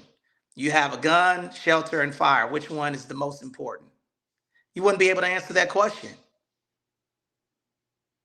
Men are supposed to lead, protect, and provide. And what was crazy about that whole thing is that she said that if men get out in the wilderness, man, if I put some of these ladies out here, and I'm not saying that this would happen today, but come on, man. Like, innately the men are going to step up and try to protect their family. That's what they're going to do. And women will do the same thing. However, I think if I was in a situation, I would want to step up to the plate and provide shelter and protection for my family. And you ask a woman with children if she needed a man, if some things was to go down, she would say yes. If somebody broke into my house, I would rather a man be here than not be here. Let's stop the nonsense, man. Come on. Hey, Princella, before you respond, let's hear from Dr. O real quick. What's your thoughts on that, Dr. O? I don't know. I feel attacked. No, I'm just playing. So exactly. Come on, Dr. O. No. First of all, I love your heart. I love your heart, and I love your masculine energy, and I love the balance, because a lot of men don't balance. You do balance. So when I talk about misogyny, I'm talking about viewpoint, not necessarily you as a person. When I talk about misandry, which is what the other sister was leaning on, it's the one better than the other, or I guess it was from your comment stating that women don't get to build Fortune 500 companies, but women have been, I guess that was just a different analogy that of course, women aren't going to build a house, or that's not going to be the norm to pick up, nails and hammers. I have a son, I have a daughter. My son has built houses, floors, all the things that construction boys do since he was young. It's his natural inclination. Nobody taught him. He just went out there naturally and did it. My daughter, you'll see her drawing beautiful pieces of art worth thousands of dollars, and it's a softness behind it. So yes, on that point, yes. But when it comes to money, I do believe that women have been oppressed and suppressed and depressed, just like Black men have as well, to not be where they need to be financially so someone else could have control. That's the misogynistic tone on when it comes to how many women have built Fortune 500 companies. That's unfair to use that analogy. But yes, when it comes to building physically, strength, guns, that is not, I have guns because my daddy taught me how to use guns, because yes, I have a father, but I have guns. But no, I don't think the women that hang around me with their little cute purses have guns. No, I don't believe that women would naturally go for a gun and shoot someone upside their head. That wouldn't be a normal thing. So I do agree with you there. However, when it comes to what the sister was saying through science and mathematics, which was what Byron asked for data, when it comes to data, she was giving out data, even if it was emotionally triggering. She was providing scientific data based off of us being here. And no, I do not. I understand her personal belief. I understand exactly why she comes from that belief of, women are first and men are second. I do not subscribe to that. And yes, I did have a father, and both my mother and my father to this hour were as vital in my life. And I understand the power. He wasn't my biological father, but I didn't find that out until 40. I'm 45. So I didn't even know that was my dad. But the man that they presented as my father, what he did, I understand the difference between me and a lot of my sisters that don't have fathers. There is a big difference in the way we perceive men, treat men. In most cases, not all, because some women still treat men very well, even if they didn't have a father. So to continue to use that, that's the first thing Kevin Samuels and all these other weird guys would try to pull. Did you have a daddy? Like that is the synthesis of us being good women because we had a dad or we didn't. I believe that sometimes when people throw that out there, again, that's basing on, well, you didn't have a father in your life, that's why you're a whore. That's not always true, because some girls have daddies and be whores too, right? Or, you act like that, you're sensitive, boy, because you was raised by your mama. That's not always true. Some fathers try to raise their boyish sons to be men, and it doesn't work because that boy just came out that way. So when we throw out, did you have a dad? Was your dad in your life? Why? So I do understand how that can be like offensive. Like, what does that even matter? My viewpoints came from experience. Life itself has taught me a lot of stuff. I've researched, I study, I go to school, I learn, and I hang around people. I do data. So I'm this way, not because I didn't have a father, or I did have a father. I'm this way also because I've chosen to educate myself. So when you ask that type of question, that's why I throw out the misogyny. Most men try to attack strong women, trying to figure out our personal, do you have a man? Do you have a husband? Do you have a father? As if that doesn't equate to the conversation. We're trying to be here to answer questions just like everybody else. So to come at us on a personal level may rise a question of why you're asking that. I don't mind it. I love it. And I love explaining to people, yes, I had a dad. Yes, I've had a husband. I've been married. I'm choosing to be single now. But yes, I've been married. I loved marriage. I appreciate marriage. But why do I have to do all that just because I think a certain kind of way? So no, brother, I don't think you're misogynistic. I'm thinking that some of the conversations are programmed misogyny. Why are you choosing to be single, Doctor? Because I want to get me together. I want to be that great person. I want to make sure that I'm not pouring out my ego. I want to make sure that my ego doesn't have control over my thought processes when someone asks me a question. I want to make sure that I'm doing what's right for me spiritually. I want to make sure that I'm in a certain space and mindset. I have a certain amount of debt that I want to utilize and expense out. I want different things to happen for me financially as well. There's a lot of personal stuff that I don't want to bring into a relationship, because I've noticed a lot of people do bring their baggage. Some people can handle that. My sister and her husband, 28 years, 30 years together, 28 married. They brought everything into the marriage and they're still together. I have brought stuff in marriage. Other people have brought stuff in marriage. I don't want that for me. I've learned to be like, okay, there's some things I can fix on my own that I know that I've been working with. Good stuff too, not just the bad stuff. There's some good stuff that I want to kind of capitalize on. And I'm choosing that because I've never been single, Byron, ever in my life. I've never been single since I was 16 years old. I've never been single. So I was like, I want to get myself together and get some things together personally and provide a better soundness, that peace that sister was talking about earlier, so that I can understand. And I didn't set boundaries. And I always allowed a man to choose, because he who finds a good wife obtains favor from the Lord, and the man should choose the wife, and the man find the wife. He who findeth the wife findeth the good thing. And so I allowed everybody to choose, and I never chose back, and that just wasn't good for me. So I'm doing this for me for the first time being single ever in my life. And I like it. I enjoy it. I appreciate it. I used to be embarrassed. I would never say this publicly. I would never tell anybody I was single. At them little intervals of when I was, like, as far as changing out men, I would never really even admit that, because I hated the idea of being single. But now I understand it. It's important. It's vital. It's cool. I like it. So it's for me and my husband. And I'm working on a lot of stuff where our assets are going to be able to help us out, so we don't have these little stupid arguments about 50-50. It wouldn't even matter. I'll take care of it all. It wouldn't matter. Of course, men don't like that. Some men don't like that. But at least I would be able to if I needed. Ooh, I like Dr. A lot was said, man. A lot was said. I love I your want to know Princella's take on that. Princella, yeah. What's your thoughts about all this, Princella? A lot was said on both sides, from Dr. O and I will go starting from old boy first. So off the rip, he responded to me based on what Dr. O said, which was out of line, because he wasn't actually listening to me. He responds with, oh, I heard misogyny, which didn't come out of my mouth. And I heard bow down, which did not come out of my mouth. So he gets up here to respond to Dr. O, who just admitted that she was the one that said those things, because I spoke about science. Then he proceeds to say, well, I feel. Objectivity is not about feeling. Subjectivity is.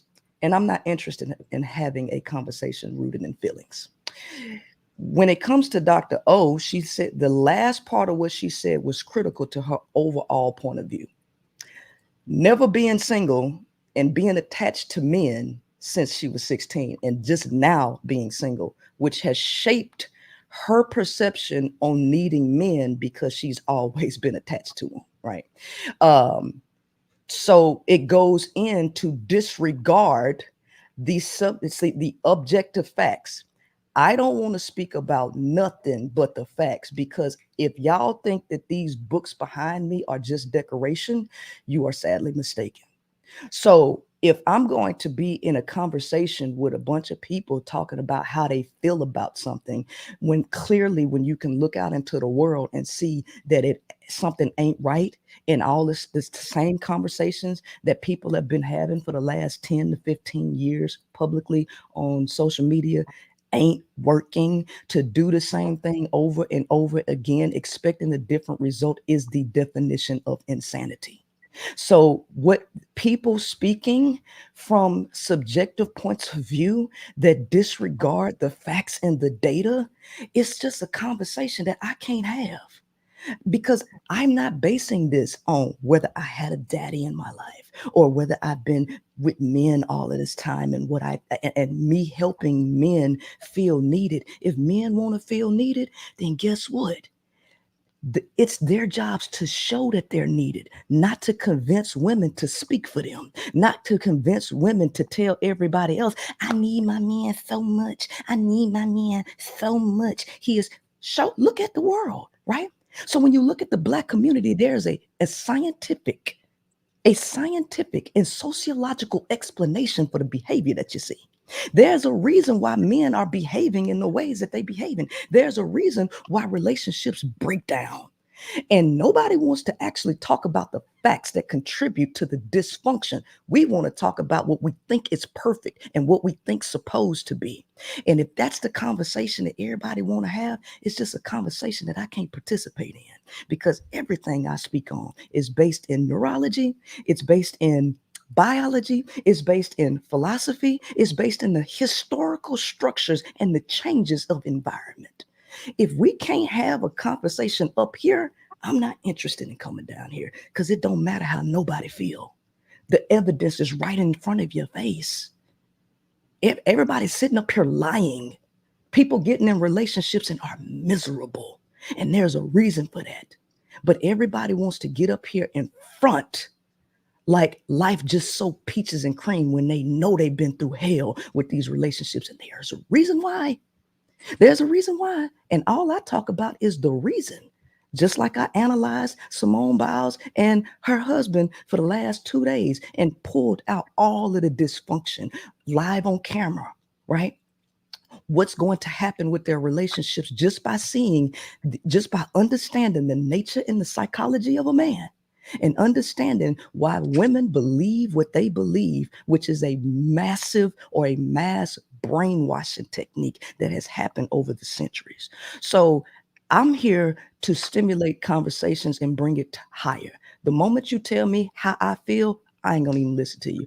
You can feel how you want to feel. Let's talk about some real shit. Let's talk about some objective facts. Now, if you can't go deep like that, if you can't go there, just say that. But don't ask me about my personal life no more, because at the end of the day, this ain't about personal. It's about objectivity, because a lot of people experience the personal shit based on the structures, based on the human behavior of males and females. So it makes sense why people experience certain things, right? So ain't no need to ask me about what I personally experience. Talk to me about the data, talk to me about the facts, dig into the science. If you can't do that, keep your feelings to yourself.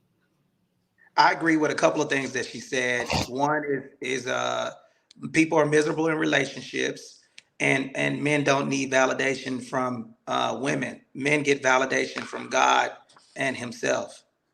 So I agree with those two things. But I mean, this is a conversation, and typically when we have conversations, I always stay elevated. I'm not going to disrespect anyone or do anything else. I just know for a fact that you said men should bow down to women. And I wrote it down when you said it. I have notes. So I take notes. All I'm saying is that, the reason why I say that is because, again, you know, I just think, a man's purpose is to build.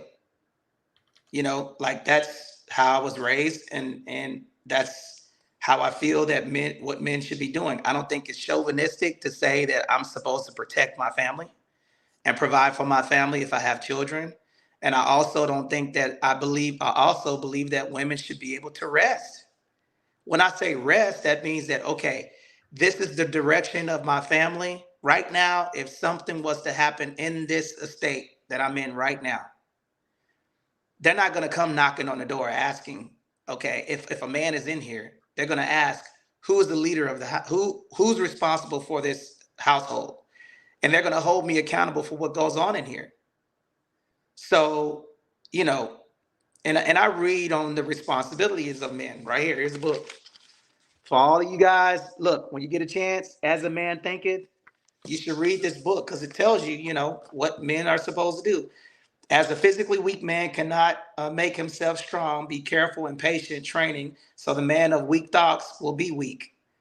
So, and this was written in the 1920s, and this is one of the world's best-selling books. But all I'm saying is that, you know, when we get away from, when, again, I'm a direct reflection of being with a lady who never had a father. That's the mother of my kids. No example of what leadership looks like, because the hierarchy of her family was her mother. And it was very hard for her to be able to trust that I was going to do what I'm supposed to do to raise our family. And it took almost, I'm talking from experience, you know, so, you know, this is not subjective, you know, and I challenge to show the data. I mean, if you have the data of your theory, put it in the chat, because I like to read it, because I've never heard anything like that, what you were saying. You know, a man can only rise, conquer, and achieve by lifting up his thoughts. I mean, he can only remain weak and abject and miserable by refusing to lift his thoughts to lead. So, you know, these are things that, you know, I feel that more men need to hear. I'm a direct reflection of how my father, I was out of control when I was with my mother. When my father came into place, he provided structure, leadership, direction for me, and how I'm supposed to reflect how I communicate as a man. I didn't learn that from my mother. Okay, I learned that from my father. So I think that, you know, examples come from other men. And the reason why I wasn't asking you that question, to you know, this is a conversation. I have no problem with providing personal information of how I was raised. I didn't ask that as an attack. I asked for understanding.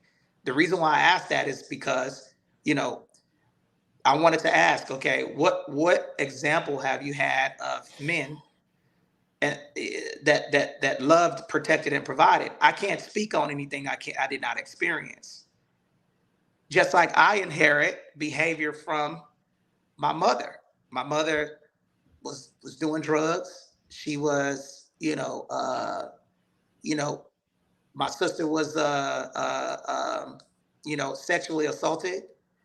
So I didn't trust women. That I inherited that behavior from seeing how my mom carried herself.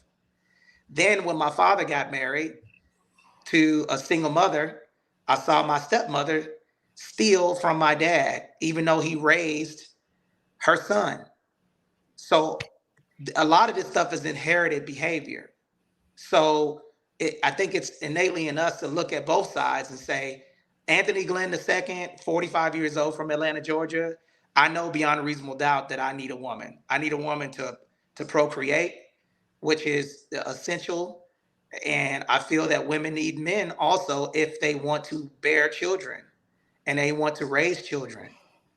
So that's the fundamental piece that I wanted to say. And then I won't continue to take off, but I believe we both need each other. All right. Am I allowed to respond now? Please jump in. All Sure. right. So he starts this entire conversation, I, my, me, and continues to speak I, my, me, my situation, this, to continue to boost his ego, because men need to feel like they needed and valuable. So they always gonna big up themselves. So they'll shift the narrative to talk about I, my, me. They cannot have a conversation that don't center around that. Once you begin to talk about I, my, me, you become subjective. He say this ain't subjective. Absolutely it is. Subjective definition based on or influenced by personal feelings, tastes, or opinions. Okay. I, my, me, my life, my situation. I'm not talking about anecdotal information, and I'm not talking about personal feelings. So this is the second time we have started a conversation or talking to me about how you feel, which is irrelevant because I am speaking objectivity and I'm speaking about facts. So let me give you the definition of objective so we can stay on point. Okay. Of a person or their judgment not influenced by personal feelings or opinions in considering representing facts. Okay. Where's your data? Are you going to Okay. do personal All right. attack, or are you going to show the data? Sir, I Are sit you up going there to and do let you. personal attacks, or are you Sir, going to show the data? No, sir, I know I'm whooping your ego's ass right now, which is the reason why. Where's the data? Hold on. Which is the Where's the data reason at? why. Which is the reason why you're bucking up like that. Okay, and you out here just pouncing and reacting to what I just said. Okay. All right. Because I didn't ask you 2 times to not tell me about how you feel.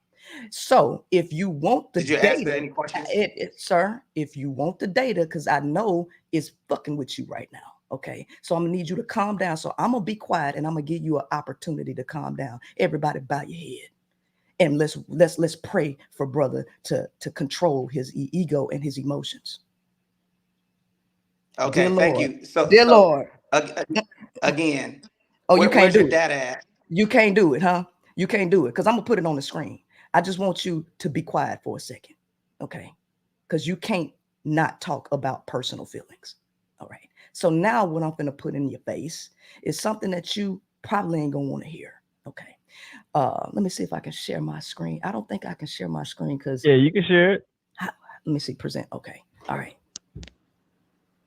Oh, Neil, you need a whooping. Oh, Here, yeah, you can. Oh, Neil, crazy. I'm laughing. I'm trying to see the facts. First, next thing, but just because he brought up a book, right? Okay. So I'm gonna bring up a book too. We're gonna bring up Think and Grow Rich, right? And I'm gonna show you how much men need women, right? Y'all need women like you need air, because women are a resource and women don't know no better. Women don't know no better, but I'm gonna pull up 2 things to show you how everybody jacked up in this. Okay. So one, y'all's mentality is that of a chimpanzee, first and foremost. And I'm gonna prove that to you. Number 2, right? Because y'all think you superior to animals when you act just like one. Number 2, let me read from Napoleon Hill, Think and Grow Rich, where this book has been the staple for people who wanted to change their mindset, right? So this ain't no BS. But let me tell you what Napoleon Hill says about men, because this is a book written by men, about men, for men, right? So here's what it says about men and their success, as y'all like to take credit for every single thing on this planet, right? Let's see. Okay, just give me just a second. Break it down for us. Break it down. Yeah, I will. All right. I will. If y'all enjoyed today's show, man, like the video, man. Like the video. All right. So, fortunate indeed is the person who has discovered how to give sex emotion an outlet through some form of creative effort, which is of the feminine, right? The feminine is the dominant source, right? Where everything come from. The masculine ain't nothing but a workhorse and a slave for the feminine. So that everybody who is successful and the higher level thinking people understand this. Okay. So scientific research has disclosed these significant facts. Number 1, men of greatest achievement are men with highly developed sex natures who have learned the art of sex transmutation. Dudes that ain't screwing a lot, right? And who have practice quote unquote semen retention, right? Where they're not driven by their lower nature, right? And they have tapped in to a creative or the feminine side, which takes a whole lot of effort. Number 2, the men who have accumulated great fortunes and achieved outstanding recognition in literature, art, industry, architecture, and the professions were motivated by the influence of a woman. So it goes in further in this book to let you know that the most wealthiest men attach themselves to women to create any damn thing, right? As men like to try to take credit for everything that was built in this book, they let it be known that women were the foundation for anything to be created, okay? So when people are unread, right, and they speak from their feelings, it throws everything into delusion land, and we can't figure out an actual solution to anybody's problem. But let me show you how chimpanzees operate, because y'all operate just like that, right? Let's see. Not the monkeys. Oh yeah, yeah, yeah, Not the monkeys. yeah. See, when people are unread, they become unconscious and they behave like animals, and they think they doing something great, right? But here it is, all right? So this is what this says about. What's the title of that book? Okay. This one is Bonobo, the Forgotten Ape, right? So it goes in to speak about human societies, right? How humans have created quote unquote nuclear families, where this ain't the norm in the wild, right? A nuclear family is male, female, and children. That's a nuclear family. Extended families, right, and communal families are mostly polygynous, okay? These are facts. Now, that hurt women because they want to own Peter Wacker. They want to fall in love with Peter Wacker, and that ain't the duty of the Peter Wacker, right? But anyway, so since we brought up books, I'm going to go ahead and bring up some books since you want to talk about the data, which we should, okay?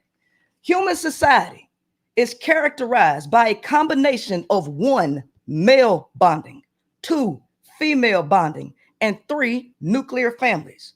We share the first feature with chimpanzees, the second with bonobos, and the third is specifically our own. It is no accident that people everywhere fall in love, are sexually jealous, no shame, seek privacy for sexual intercourse, look for father figures in addition to mother figures, which is not the natural thing, because now we're talking about seeking father figures. Where did that come from? The male's need to feel needed in society, which it continues to go on here. But I'm going to show you, right, how women and men are functioning like chimpanzees. So they look for father figures in addition to mother figures and value stable partnerships. Even Malinowski's hedonic savages most likely were not without these predispositions, which reflect our inclination to form exclusive households in which both males and females invest in their children. These reproductive units may be monogamous, but the culturally most widespread pattern for our species is polygyny, right? So the idea, number one, the idea of monogamy is a total fabrication, giving every man access to a woman, which is inevitably going to cause problems, right? Because every male is not fit to pass his genes along or to be with a woman. So instantly when you do that, you make an error in society. So that is one male with several females, which is the standard, the natural standard.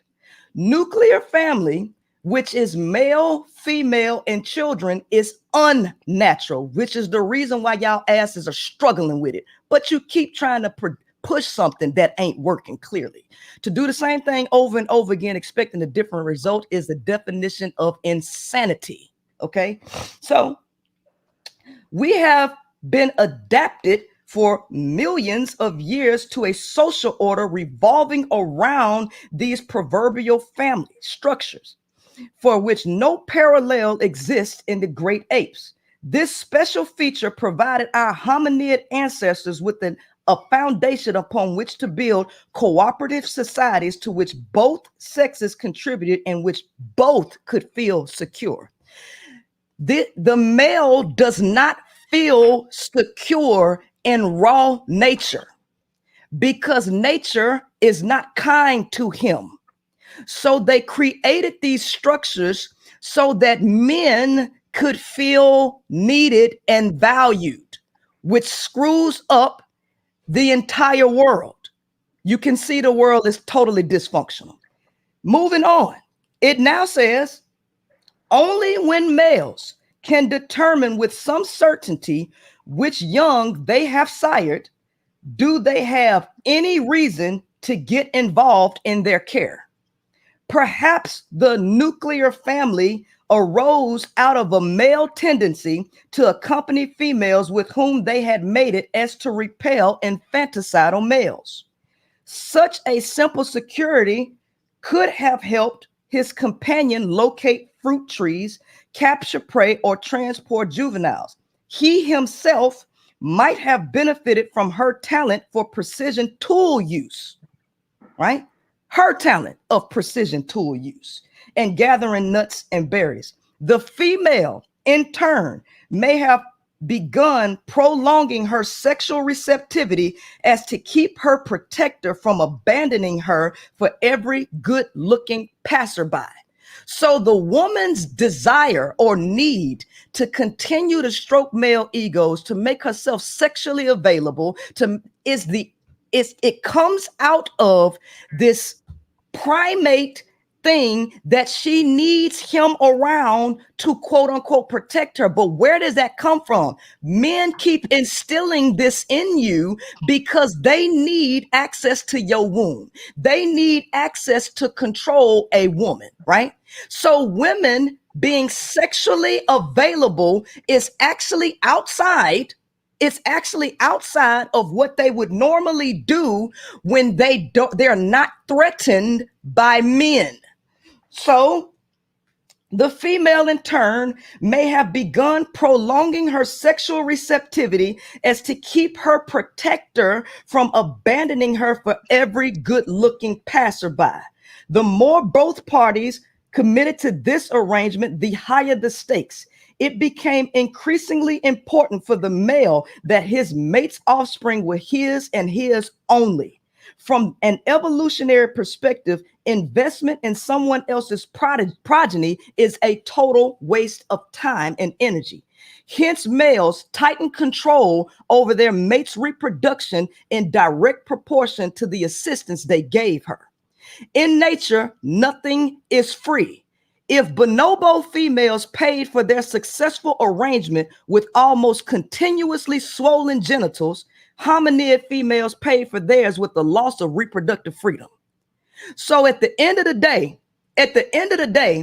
all of this stuff that y'all sitting up here talking about in 2024, when we have moved through the Industrial Revolution and we are now in the age of technology, the fact of the matter is you carry a monkey primate mentality. And the shit is showing you in the world that it don't work. And so women keep cutting themselves down, right? To try to be available for men who cannot measure up and stand on their own. Because for them, it's all about sex, ego, and power, period. Sex, ego, and power. So if y'all got an issue with me talking, right? That's your problem, because I was invited on the show, right? I could still be asleep. If you don't want to hear what I got to say, right, then stay in your delusional world, because when I go to my show, I don't have this problem. I don't have this problem, right? Y'all want to stay in delusion land, continuing to promote stuff that don't work. And there is a fundamental reason why it don't work. And I keep talking to people who are in their feelings, who are unread. Men created what they created off the backs of women. Women don't know their value, and they steady trying to give their responsibility over to males who only give a fuck about sex, ego, and power, dominating you so that they can feel needed and wanted in society. Leading by ego is what is going to destroy relationships, the planet, and anything that comes in a person's path. You cannot lead with ego. Men are forever trapped in ego. It ain't their job to lead. That's the job of the feminine. But since people don't understand masculine and feminine energies or masculine feminine principles, they are failing at actually becoming whole versions of themselves, right? People think that the lack of masculine energy means that you and your feminine. Wrong. The lack of masculine energy is the lack of willpower. It's the lack of work ethic. It's the lack of drive, lack of determination. Masculine energy is about doing and moving. Women think that doing something means that they think that resting means being feminine. Wrong. Feminine energy is actually the most work that is being done, because it's the work of the mind. It's the work of the creative imagination. The masculine part of a person is actually physically doing something. So men wanting to feel valuable is telling women to cut themselves down and shut off their masculine self, because everybody has masculine and feminine energy within them. No life can exist without it. So within everybody, there is a degree of masculine and feminine energy within oneself. The male's access to feminine energy is low. It is very low. He functions totally on uncontrolled physical masculine movement. He has low levels of mental masculine energy. Women actually have a balance of both. And men are telling women to cut half of themselves down so that they can feel needed, and this shit ain't working, right? People need higher education. The lack of knowledge is what causes the destruction in the world. My people suffer from a lack of knowledge. Y'all lack education. Ooh. You're reading the wrong stuff. You're thinking about the wrong thing. You need to get in the books and stop listening to BS. Ooh. Hey, let me say this real quick. Napoleon Hill was written in Hold on. 1932. Hold that thought real quick. I gotta say this. And shout out to Delia for joining the conversation as well. Oh my God. I gotta say this. This is where I do agree with Princella. Number one, I do feel like there is a degree of where women are, to a certain degree, having to diminish themselves in order to appease a male's ego to create relationship in 2024. I do believe that this is happening. And I think men not acknowledging this in 2024 works to their own detriment. And I speak to that because I live this in principle and in practice. My wife, financially, she does very well. She's very financially successful. She's smart. If she wanted to be independent, she could 100% be independent. Right. And I am not here to diminish that in order for us to be able to do relationship. Again, I understand that she don't need me. She has to want me. So our relationship is built on friendship, built on building off of our compatibilities, our strengths and our weaknesses. That is how we function and build in our relationship. This is what I'm saying. This is why this is critically important. I think men wanting women to bow down or diminish themselves to do relationships in 2024, I think you're operating off a flawed logic system that is outdated. It's old technology. Just my thoughts. But I want to hear what Tony has to say about this. And then I want to also open up the floor. We got Delia the cat. I want to, we got Otavine, we got Lady B. Shout out Lady B and Princella in the building. But Tony, what's your thoughts on this? On what join this conversation, man. Make sure y'all like the video, man. We need to get to 100 likes. Go ahead, Tony. I completely agree with her narrative in regard to and what you just said. I'm agreeing with her actually with some of the stuff, but some of the things here. Look, Napoleon Hill, chapter 2. This book was written. This is a bad example of what she's talking about, because this book was written in 1937. Okay, and in chapter 2, let me read it to you guys. Okay, because he doesn't say anything about what she's talking about. Okay, it says specific reference to a supportive partner can be found in chapter 2. It emphasizes on the traditional desires and emotions, and maintaining a positive supportive role for the spouse can contribute to anyone's overall success. So it does not make sense what she's saying, because this book is basically saying the domestic partner for the woman in a relationship is a supportive nature. Okay. In this section, the book particularly talks about discussing the importance of a harmonious relationship in the supportive context and traditional domestic roles for the woman can directly contribute to individuals' pursuit of success. So what version of that says that the woman, this again, 1937, Napoleon Hill, Think and Grow Rich. The book is right here, and I have it highlighted, chapter 2.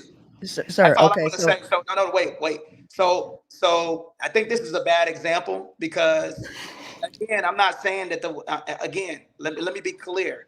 Women need men and men need women. I believe that men do not need to be, and I keep mine short. I'm not going to go on a whole rant.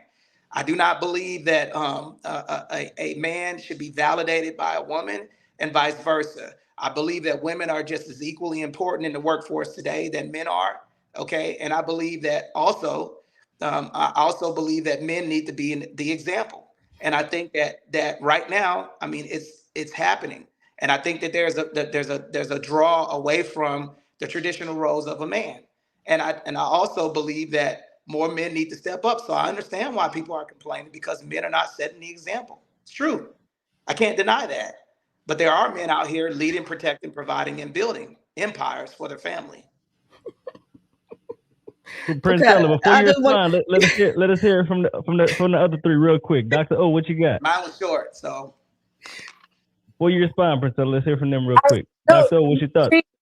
First of all, since bringing out books like that's where women, she did a lot of things here. She did a lot of things for a lot of people. But thank you for your information. Thank you for not using Google. Thank you for going to the books. Thank you for showing us your intellect. I think a lot of women are missing some of that opportunity. I think a lot of women are very intellectual, but that she's displaying intellect like here publicly for all of us. So that's powerful. Anyway. To the point, I don't think Anthony is the brother that we be this hard on, though. This is me personally, by the way, and this is my emotion. This is my feeling. This is my thought. He's not the brother that we be hard on. But as far as what she spoke about men in general in society, 100%. She didn't say anything from feeling or emotion. She didn't say anything from her perspective, even though it may feel that way to some people. She's speaking from an intellect that not only does she agree with, it is obvious. So that's what Byron was talking about. Where's the data? Where's the number? So instead of her pulling out links, she pulled out a book and read, which is where a lot of people get their data from. Scientists study human beings. They put the information in a book, and in the book, that's where the data is. So she spoke from data. She spoke from science. She spoke from mathematics, and that is amazing. So kudos to you, sis. As far as I don't think Anthony is the brother that we do that to, but I do believe that we need to hear this. Please stop, drop, go like the video so more people can see it. Share it with other people, because this is the type of content information that we do need out here. She spoke a point. In 2024, this should not even be on the table to discuss. The fact that we have to discuss it in 2024 lets us see how far we are from the truth. But from the book perspective, not the sister, because a lot of people are mad at her. But think about what the books are saying. Go read it for yourself. If you don't like her reading it, then you go read it yourself. I think she made a great point. But I absolutely love this particular topic, the show, the level of intelligence that everybody's displaying here. The support of the sisters, or queens rather, excuse me, in the comments is beautiful. I love it. I'm like, now I feel like O'Neal. I want to ask some questions, make some stuff pop. But I think that it's great. And I really appreciate her for showing no emotion through objectivity and critical thought. I think we got Delia, Lady B. Yeah, we got Delia and Lady B. Hello. What's your thoughts on this? Oh, What's going on? I have a lot to say. I don't even know where to start, but give us the summary, the quick summary. Yeah. Oh, okay. So I'll go. And what I wanted to contribute, because I hear so much sorry. No, you're good. Go ahead. Yeah, just cut each other off. Yeah. Oh. Just somebody jump in. That's all. We just want somebody to jump in. Yeah, go ahead, the cat. Go ahead, the cat. Yeah, you go ahead. All right. We'll go back to Lady B. Well, so what I wanted to talk about, because I hear so much being said about people who are brought up without a father present or like a male role model in the home. I come from a background and a culture and a community where men were present. You know, I'm from a two family household, in my family, in my community. And even with that, a lot of the observations and a lot of my views are very much in alignment with what Prince Sala is saying, you know. So I just wanted to stress on that point that it's not a matter of, oh, because, you know, having a father in the home or not having one, you know. In my opinion, actually having those males very present in the home actually, you know, is bringing me to the same conclusion. What you think about that, Lady B? What I will say is going back to the books. You mentioned something the other day, Byron, about power, the book of 48 Laws of Power. Mm-hmm. Most of these books, you know, depending on what type of mindset you have to be very mindful of how you receive this information, right? And you like to go off of data, that's fine. I hear people reading out of the books. For me, I'm someone who likes to understand what is going on with the people who is in control, right? And with that being said, literally, you have the power, we have the power, just like they have the power, and they use it all the way to their benefit to create whatever reality they want, right? So we can sit here and read all this data and say, oh, this is what it is because this is what this says. But for me, I grew up in an environment around men, right? I left my mom's house when I was very young.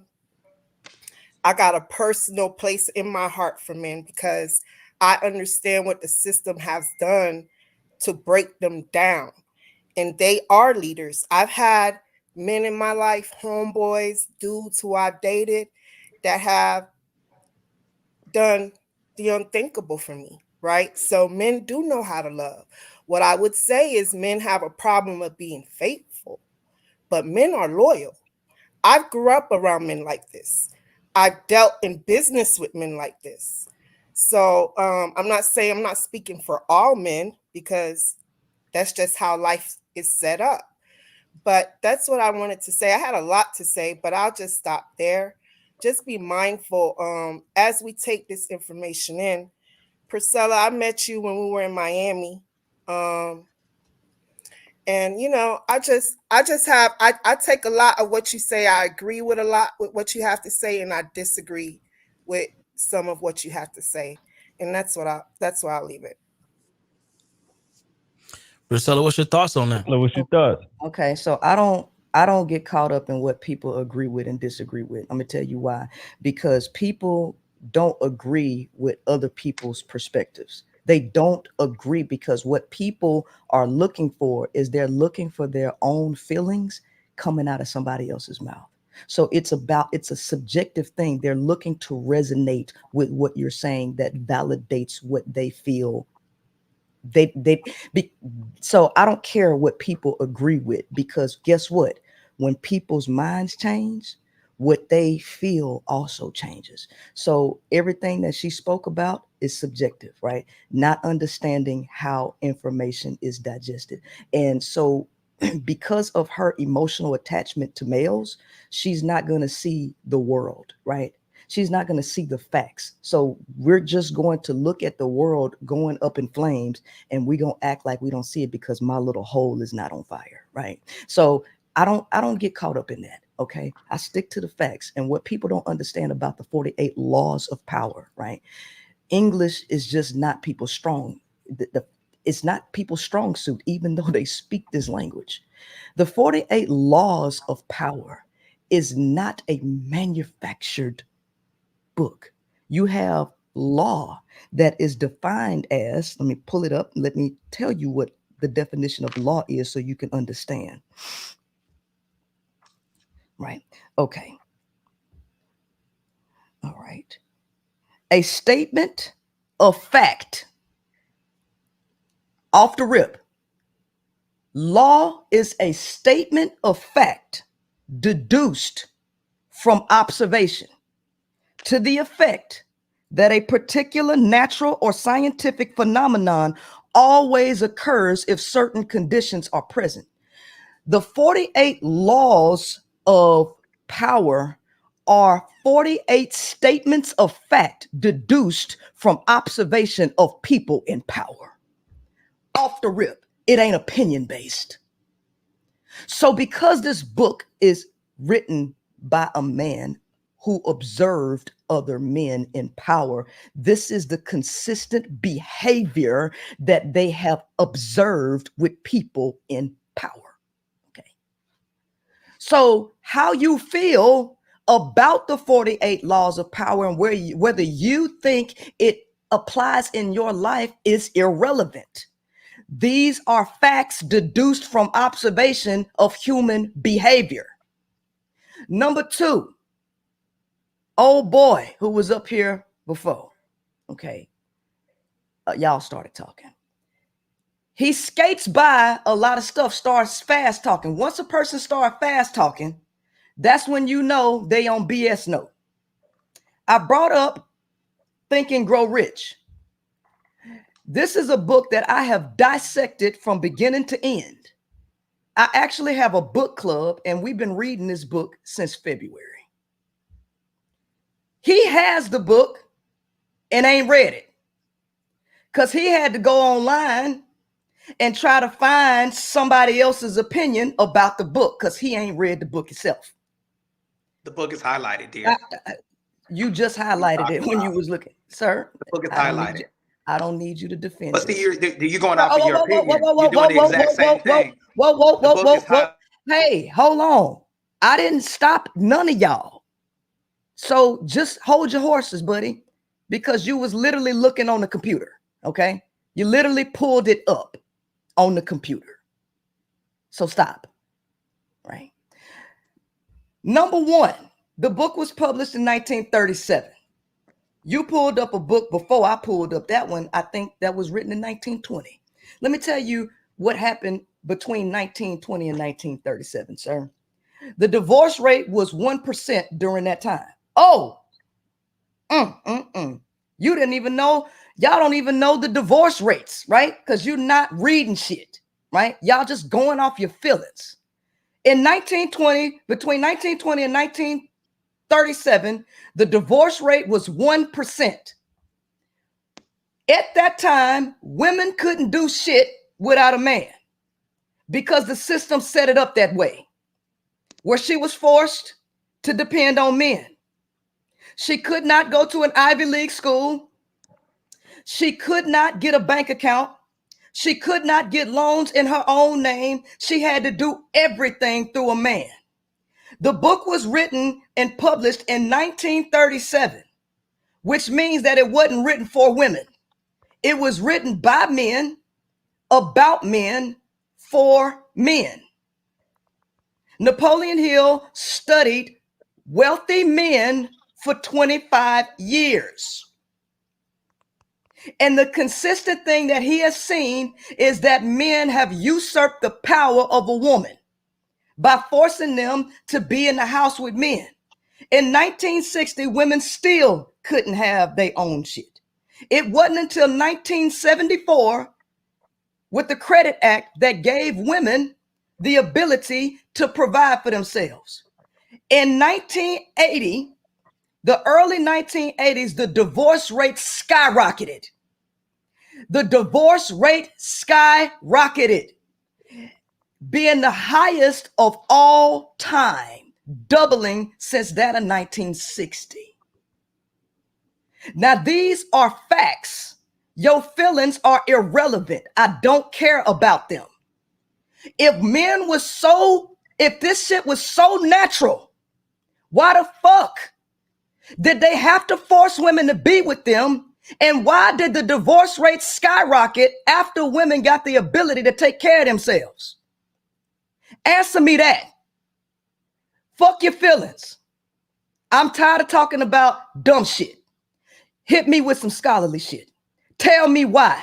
If it was so peaches and cream, and if it was so natural, why you needed to strip women of their damn autonomy so you could feel needed, and now you losing your mind because women got too much damn power that you don't want them to have. Miss me with all that other stuff. Ooh, That was a little spicy. that was spicy. Yeah, I'm not gonna lie, Byron. I love the spice, man. Yeah, I ain't gonna me lie to too. you, I like the spice. What's your thoughts on that though? I want to hear Tony come in. Tony back. Tony I back. know Los and his wife, you know, have been in the comments. I would love to hear their take on this, you know, because they have some alternative views on this as well. I would love to hear. But Tony, what's your Najee thoughts as about well. this? She said some facts. I don't know if you were able to hear those facts that she kind of laid out. She said that during the time when you know, Napoleon Hill was writing these books, she said the divorce rate was somewhere around 1%. Do you think that any of that, you know, has something to do with what we're seeing today based on those books that you've read, or what's your take on it? Can y'all hear me? We can hear you. Yes, sir. Okay. I'm not going to debate with someone who is going to attack. Okay. Those people I teach. What I do know is all I want to ask is that, you know, what are you creating for women? What are you doing for women? Instead, because see, to me, what it sounds like is bashing men. Not once did I bash any women. Napoleon Hill was written in 1937, this book. Okay. And I showed you the chapter where it says that the harmonious relationship is about growing as a nuclear family and the woman's contribution as a domestic partner. It has nothing, it didn't say anything about the woman being more powerful or more. And one thing that I have said the entire time that I've stood fast on this, you said, well, you're not read up and you don't read or you don't understand English. Not once did I attack you that way. Okay, all I was saying is debating on what Think and Grow Rich is about. And then you said that I Googled the book. I have the book right here and it's highlighted, right? I read through the book as well. Just because you read the book doesn't necessarily mean that that's could be factual. Now, some of the things that I do agree with were what you said. You know, a lot of the things that I agree with. Again, I don't think that men should be validated by a woman. God validates man, and then a man validates himself. So I'm in alignment with that. Okay.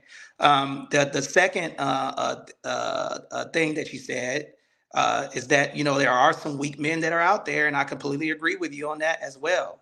However, it goes back to the fundamental fact, okay, from the what is the most powerful book on the planet? The Bible. Okay. Now, you might not subscribe to the Bible, but I think a person's responsibility is to procreate and to build. Okay. You cannot procreate without a man. Okay. And men build. Majority of the things that you see today that people are taking advantage of, that our American system runs on, is the building and the creating of and procreating of ideas of men. Okay. Now, you can argue that all day long. You can say that, yes, women created things, and I completely agree with that. But at the same time, the phone that you're on right now was created by man. The books that you read, Napoleon Hill and all of this other stuff, were written by men. Okay. So, you know, I can go back and forth, man, but I'm not going to do that. And I'm not going to be disrespectful or do anything like that. But what I do know, and I stand fast on, is that women need men and men need women, period. And again, I'll ask the question, what are you creating, and what atmosphere are you creating, or what contribution are you creating for the women that you're speaking of, and the men that you're speaking of? Are you doing anything for women or men that help them advance? Is this just a male bashing session where men are monkeys? That's what I want to ask, because I can answer that question. I create opportunity for women. I've created an opportunity. We've created an opportunity for women. Women are in leadership positions and co-owners within our organizations. And then I believe that they're equally important. But when I get in conversations about, you know, men are not needed and when men are less than. I don't see any scientific fact anywhere that states that. I'm looking, help me, because I need to figure out where it says that at. And men are from monkeys and all of that other stuff. I don't know where that comes from, but I'll yield my mic. I just don't understand where all of this uh, energy is coming from to where men don't, where women do not need men or men are lesser than. And I'm gonna stand on that. I have a son and a daughter that sleep right now, and that's the greatest creation that I've ever done. Okay, and I needed a woman to do it. And I believe beyond a reasonable doubt that my daughter and my son need me as an example of how they're supposed to be raised. Okay. And I provide and protect and lead them as their father. That's why I feel that men are needed by women. So Tony, you on 100% that women need men. 110%, yes. And I'm 100% saying that men need women as well. It's equal. I'm not saying that we're not, I'm saying that we need each other.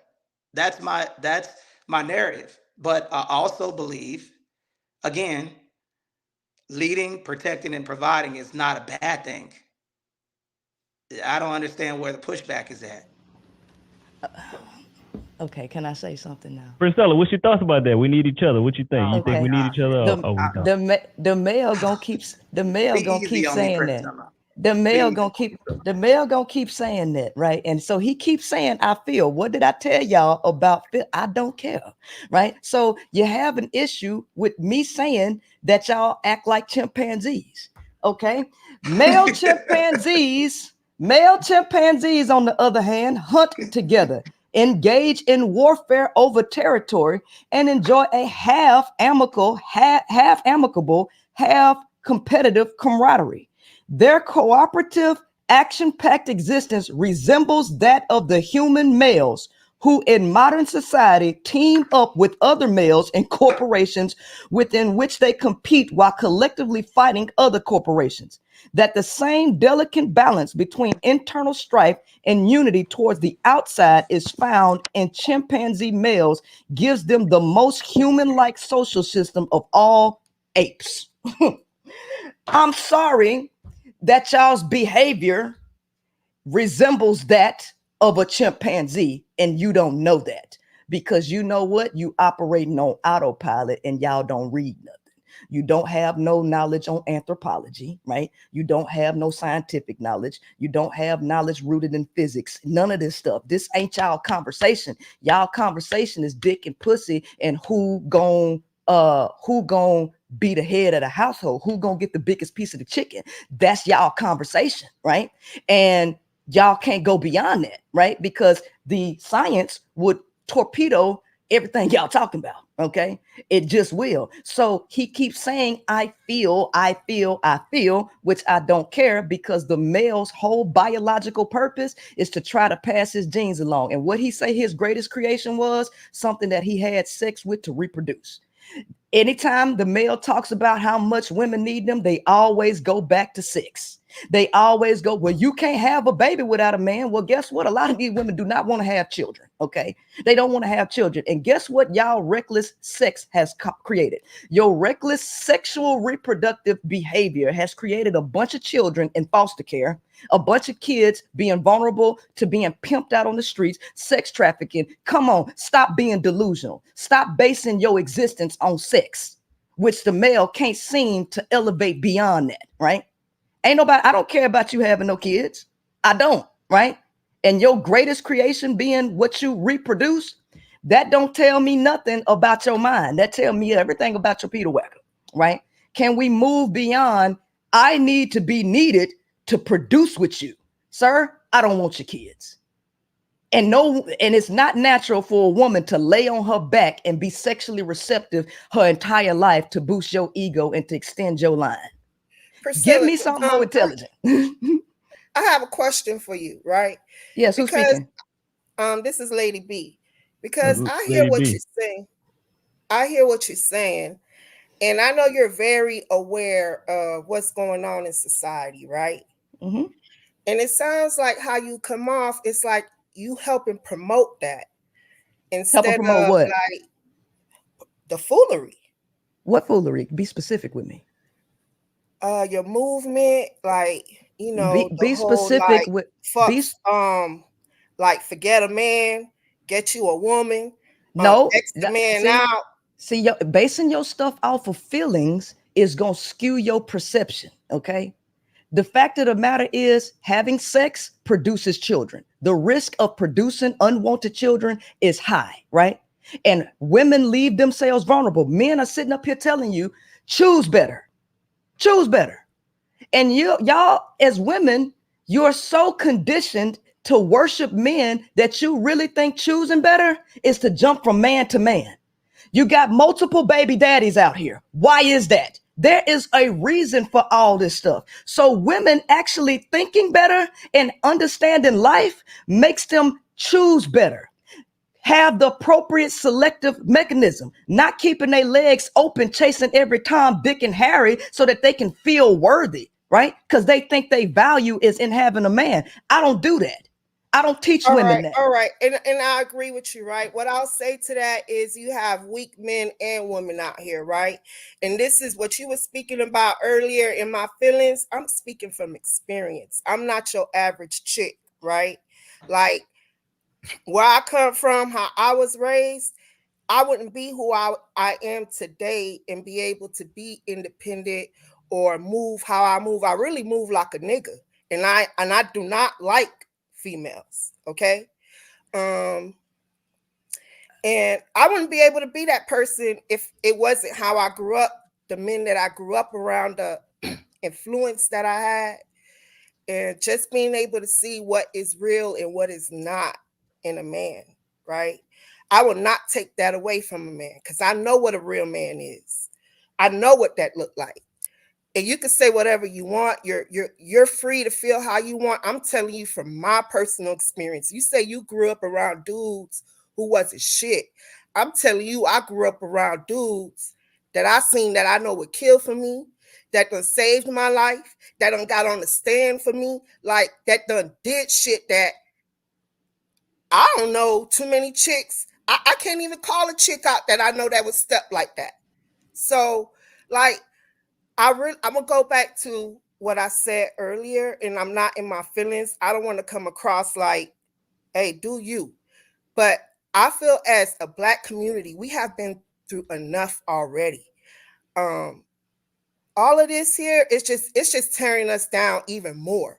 I really wish Los could jump on here because I know how I would really like to come across might sound offensive. And I'm just really coming from a place of love for us to like really be lifted as a people. And I just don't Lady really. B, I got a question for you. Go ahead. Thank you, sister. What value does a man bring to you? Or what value did men bring to you? So every guy I've ever dated, right, has helped me elevate. I was in the streets. I was like dealing. And what type of ways? Well, let's just say like, you know, not to say that it was in the best environment, but at the end of the day, like I'm a hustler, right? So that came from me learning that from a man. The way my hustling capabilities are, it came from me being around hardcore hustlers. So just knowing each level was taking me to where I'm now like not in the streets anymore, right? I'm like a real businesswoman now, right? And like I said, I agree to a lot of what she said because you do have men who cannot handle that, right?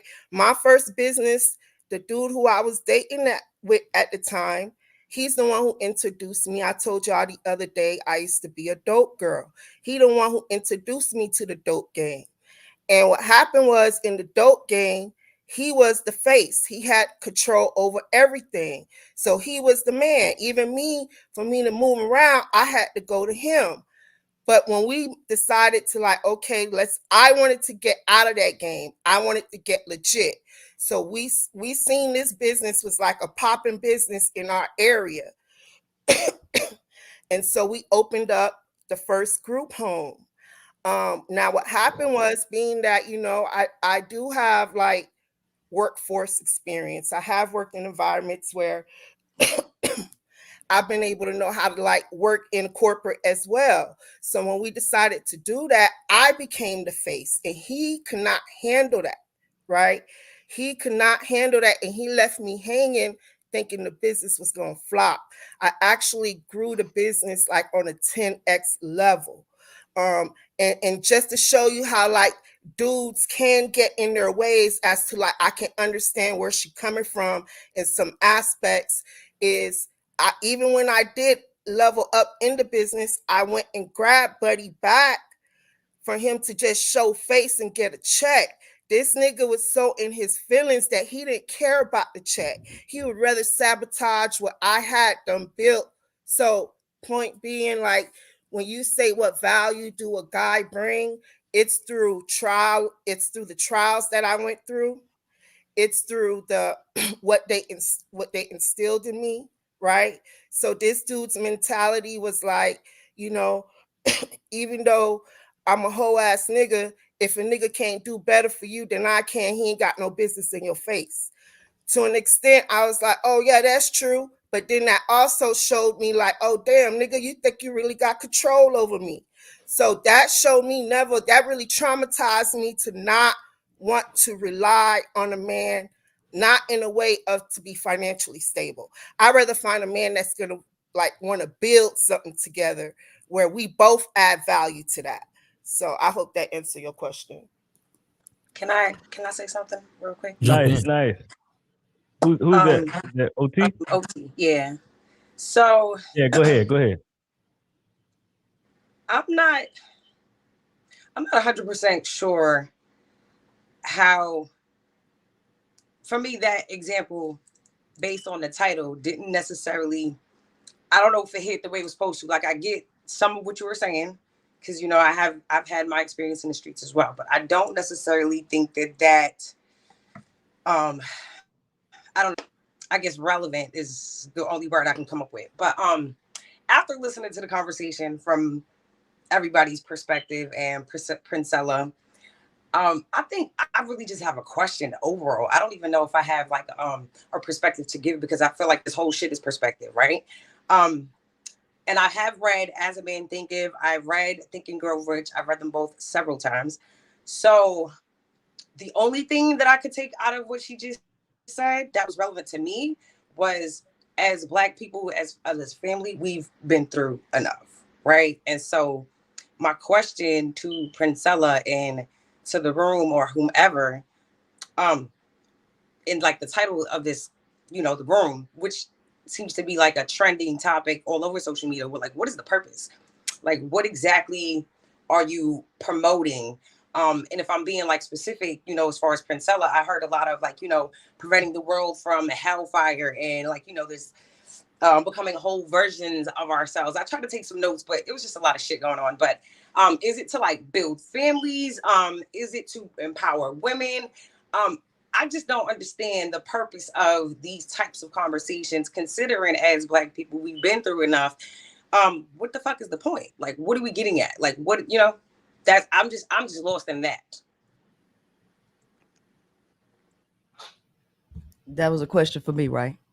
Yeah. Okay. I think it wasn't just for you specifically, but it was for you and as well as anybody else in the room. Okay. All right. So first and foremost, everything is about root cause analysis, right? I'm not here to promote things that don't work. I'm here to fix society and how it functions by giving people the truth so that they can correct their behavior. First and foremost, centering a world around men is an error, right? The nature of men and women are polar opposites. They are conflicting. Males and females biologically are incompatible. Yeah, you screw and produce a baby. You really think that makes you compatible? No, it does not. Males function totally different. Their brains are wired differently. And in order to quote unquote create a relationship between men and women, women have to severely be cut down to force that to sustain itself. To do the same thing over and over again, expecting a different result, is the definition of insanity. Y'all can't see that the world is getting worse and worse and worse. And y'all think that the solution is to do the same thing over and over again. You think that's going to fix it? Let me give you the definition of hold on. Because here's the thing, the women that follow me, they know the answer to that. They know the answer to that. The people who listen to me, they know the answer to that. Okay. And people who live in a land of delusion and trying to make fairy tales come true, they can't hear me. They can't hear me because they don't want to hear the truth about how the world actually is. Women want to believe that men are leaders. Women want to be lazy most of the time. They don't want to take their life into their own hands. So they're going to believe something that is counterintuitive or counterproductive in nature, that don't go in line with nature. So the key is to fix women's mentality. You can't fix men. Men's behavior is not going to change. They're going to keep doing what they've been doing. And it's up to the woman to make changes in her thought process and her mentality, right? To get men to change, because males function off of consequence and reward. Let me tell you something. Family, sex, food, all that's a reward to men. Everything. So women being ignorant about male nature and male psychology is part of the reason why we keep perpetuating dysfunction. Because the woman don't know any better.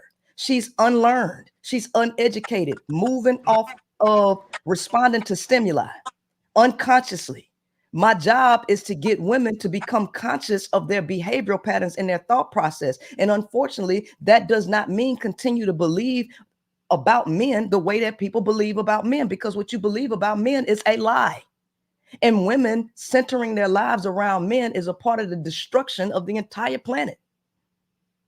Right? So let me give you the definition of delusion. So not only is doing the same thing over and over again, expecting a different result, is the definition of the insanity. Delusion is a false belief or judgment about external reality held despite incontrovertible evidence to the contrary, occurring especially in mental conditions.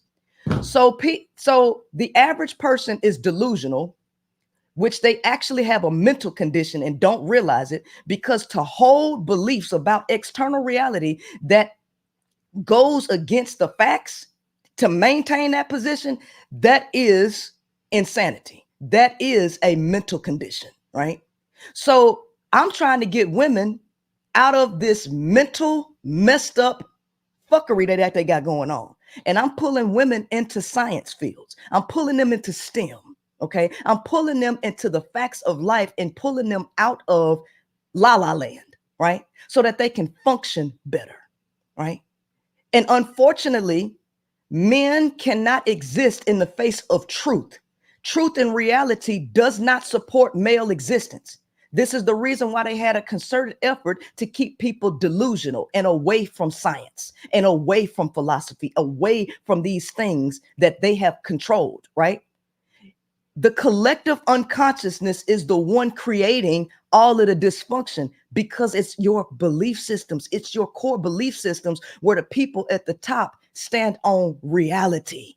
And so males, especially Black males in the community, the reason that they're failing is because the elites stand on fact and they know male nature. They know male neurology.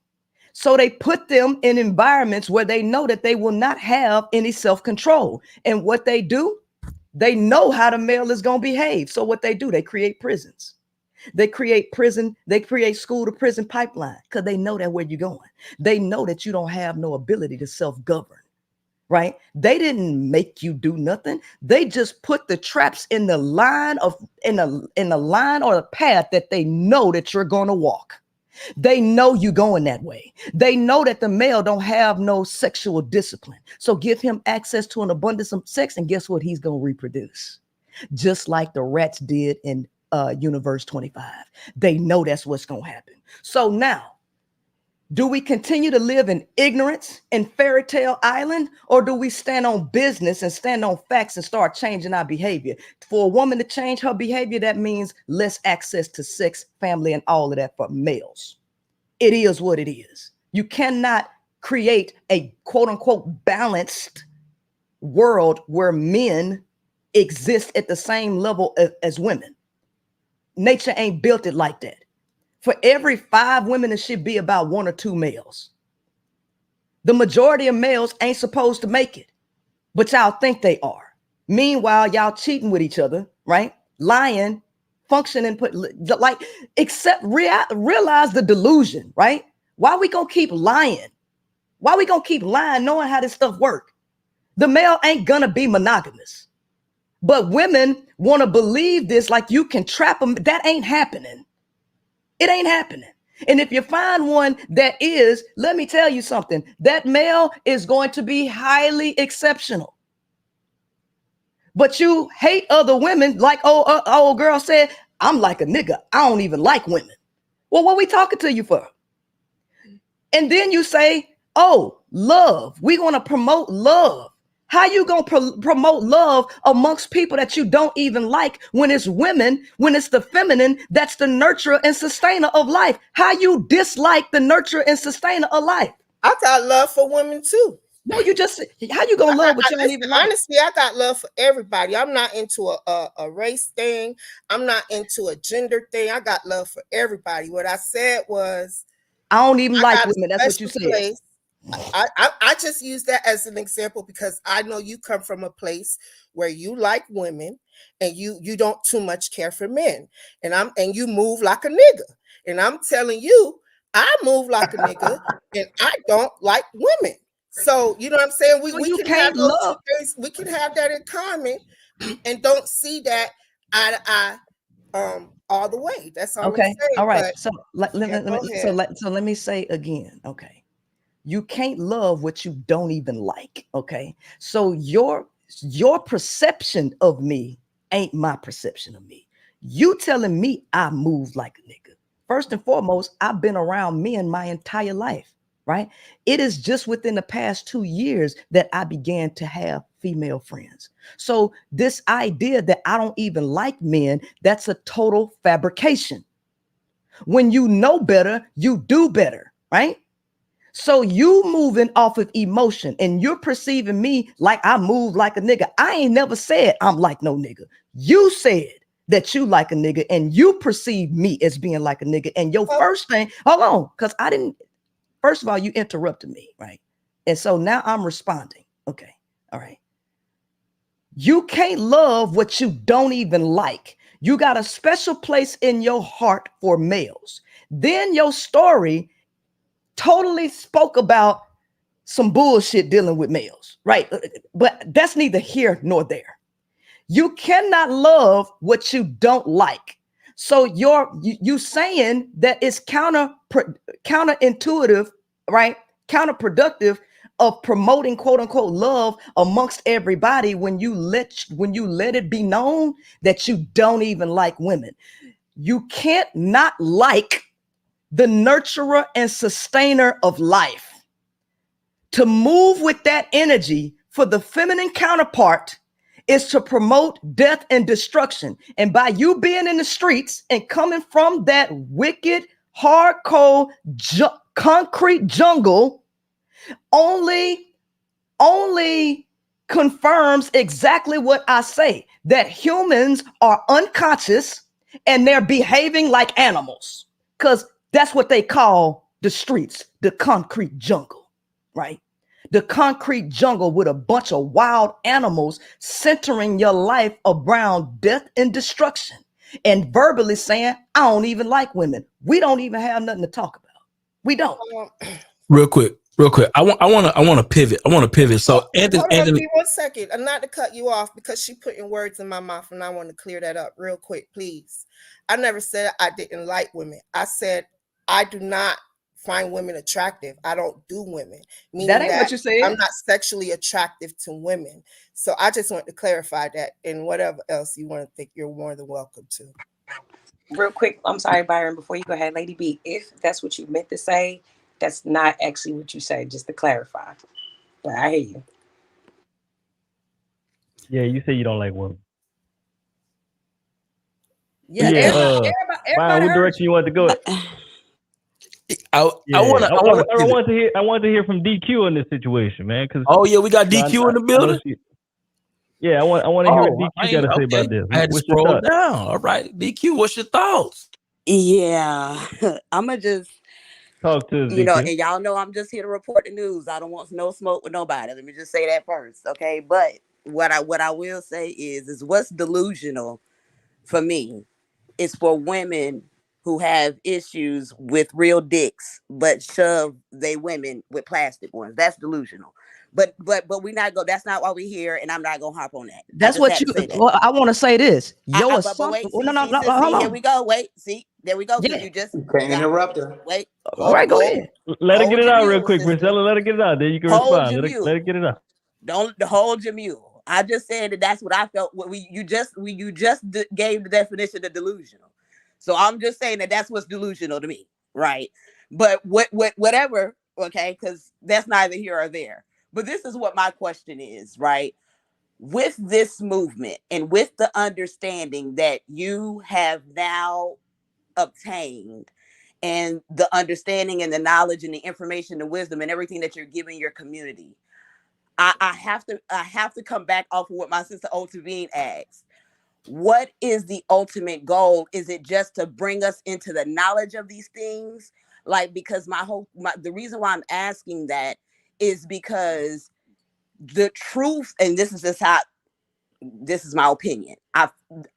It sounds as if, right, women are supposed to provide for women, protect women, do for women, lead women. So my question is, where is the man's role? I'm allowed to talk now. Jump in. Yeah, let's do it. Let's do it. Okay. What's the man's role? So before I answer that, let me address what she thought she was harping on with delusion. First and foremost, your assumption is that lesbians always use motherfucking shit to shove up themselves. That's your assumption. Let me tell you something. Lesbians lick on each other, right? And they fucking scissor and grind on each other. Oh, not scissor. Yeah. Let's keep it a book, right? So the idea that that's what women are doing, yeah, you kind of off on that. Secondly, but that is one of the things they do. Whoa, stop. Let me finish. Right? Whoa, DQ, let her get it out. Let her get out. Yeah. Next, right? If you know anything about me, I tell women, if you gonna get with a dude, get with a chick that look like a dude, think like a dude, behave like a dude, act like a dude, and then you using dildos, something wrong with you. See, if you knew what I talked about, you would know that's what I teach, right? So I don't know what was the purpose of saying that, because I tell them they delusional too. Unless you think that was a slick cap at me, that I'm using dildos, because I don't even use them on myself. Never have, right? So I'm just keeping it a book with you. Okay. Now, Priscilla, can I say one thing, right? With just what you said, and I won't say nothing else. I just want to comment. Go ahead. I just wanted to comment off that one point. You are absolutely correct, which is why I didn't say you or lesbians. I said that's something that lesbians do, which is what you just stated is the truth. So it sounds like we are in agreement on that. But go ahead. Yeah. Okay. I just want to let it be known, because the whole narrative is that I'm turning everybody into lesbians, which is what old girl Lady B was talking about. So the whole point, we just got to keep it a buck and stand on business and stand on facts, because it's so many different creative ways that a person can get down sexually. Because guess what? Sexual energy, when you do it right, it's about creativity, right? As opposed to just fucking, right? And reproducing. Because that's what sex between men and women are, is fucking to reproduce, right? But that's neither here nor there. Next, okay. Since males are here, right? First and foremost, we have to understand that the entire world is out of alignment. Everything is messed up because there is a forced congregation or a forced relationship between males and females. Okay. that's forced. There's supposed to be a healthy separation between males and females. The most successful relationships is when people don't even live together. All of these old axioms that have stood the test of time, they there for a reason.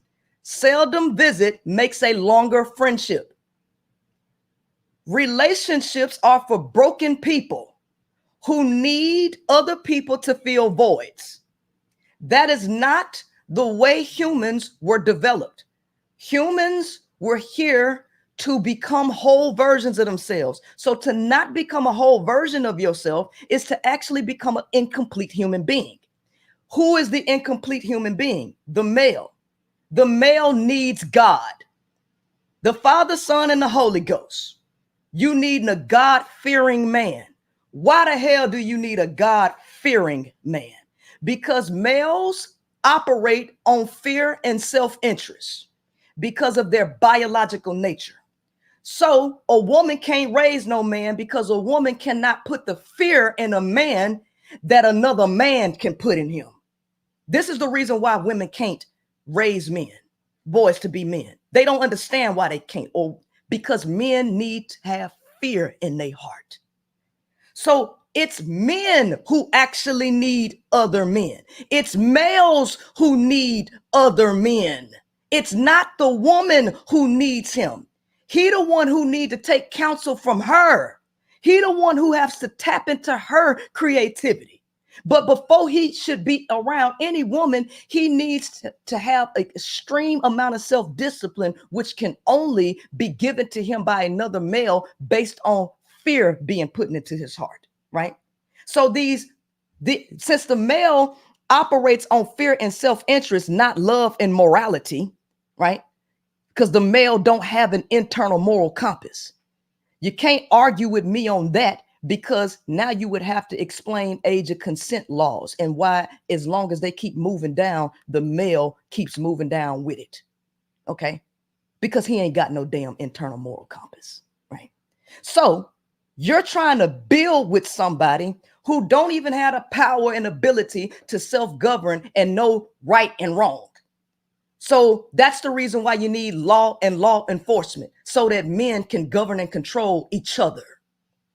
What's your role in it? Unless you want to be treated like a man, like y'all are, and being used and abused, having your energy sucked dry in a male-dominated system, then it would behoove you to change your thought process about how this works, because it's males who need other males. You need education. You need cooperative functioning and collaboration between other women. But this is above y'all's comprehension, because y'all want to continue to exist in a dysfunctional society and continuing to think that the conversations y'all have is the solution to the problem, right? Because a lot of women are addicted to penis juice. They're addicted to penis juice, right? And so you can't imagine a life without dick running in you every other day, okay? You can't imagine a life where you actually powerful, right? And you got sense, right? And you can actually run and control shit, right? Nope. You want to live in Fantasy Island where men who are not even wired for leadership, you want to keep putting the responsibility on him, right? So I would like to share my screen. Can I do that just to play? Absolutely. Okay. So yeah, you can. So give me a second. Let me pull it up. Right. Hey, while you doing that, could you answer this question? Mm-hmm. So if a lady is getting more penis, does that make her weaker of a woman? Yes, it does. Yes, it does. Because whatever that male has going on in his mind, which is always most often trauma and dysfunction, he inject that into her. He inject all that into her. Women are totally ignorant about life. They're totally ignorant about men. They're totally ignorant about energy. They don't know none of this. My people suffer from a lack of knowledge. That's what it's about. So they don't know better. And so high body count is disturbing. Yes, it is. Yes, it is. But women jump from man to man looking for something that men can't even give them, right? that men are bankrupt within themselves. But I'm going to play a few different things to show how it is counterproductive to try to force men and women to be together, right? That's your problem. You've been lied to and you're trying to make something unnatural be the norm. Okay, so let me come back to the screen and present. Okay, share my screen.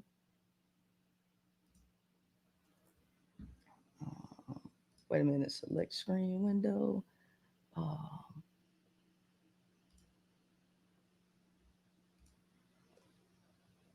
What does it show on that side? Just send it to me and I'll put it up. Okay.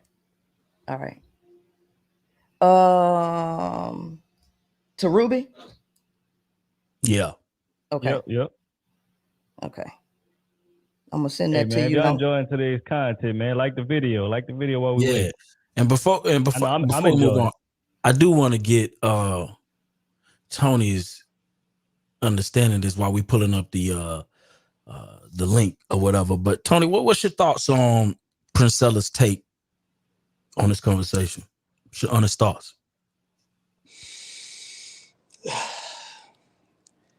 I can't disagree with her because she's talking from her lens, right? So, but I mean, your thoughts. Right. Well, my personal thoughts is that the narrative that she's speaking is drawing a bigger wedge in the procreation of human beings. Okay, you can't procreate without each other. That's all they say. And I also believe, from her what she's saying, okay, I cannot reproduce with a woman, and she cannot reproduce without a man. And what are we here for if we are not to build and reproduce? My legacy is sitting within the organizations that I built, that my kids will create generational wealth for my children to pass down. Okay. And procreation is not a bad thing. It's a great thing to create life. So I believe that any woman subscribing to the empowerment of women is a great thing, but not at the demise or minimizing the contribution of men. Now, again, if whatever ladies that, subscribe to, the empowerment of women is a great thing. You hear that from my mouth. I think it's great to empower women. I think that there's a marginal gap in pay and respect and dignity of the woman's.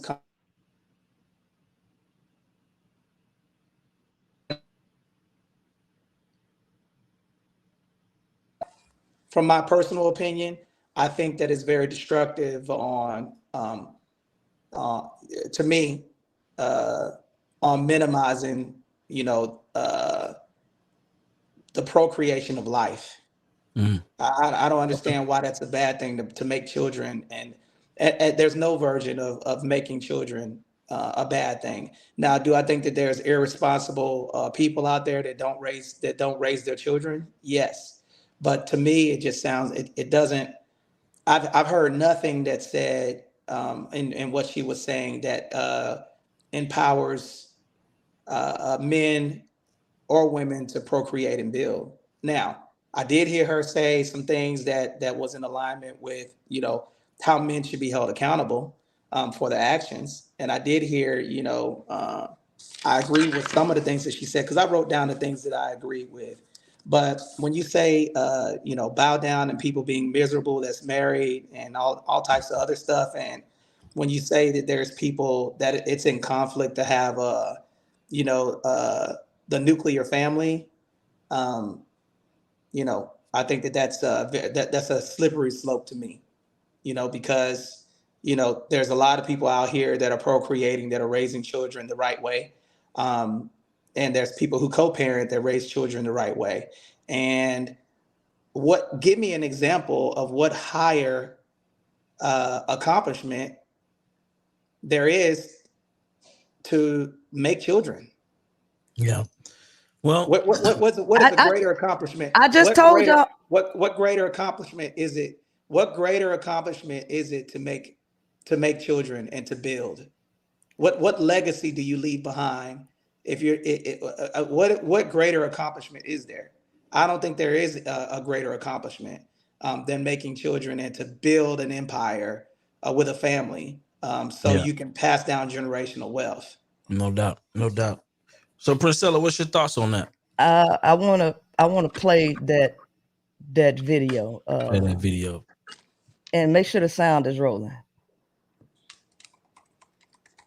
Dun, dun, dun, dun.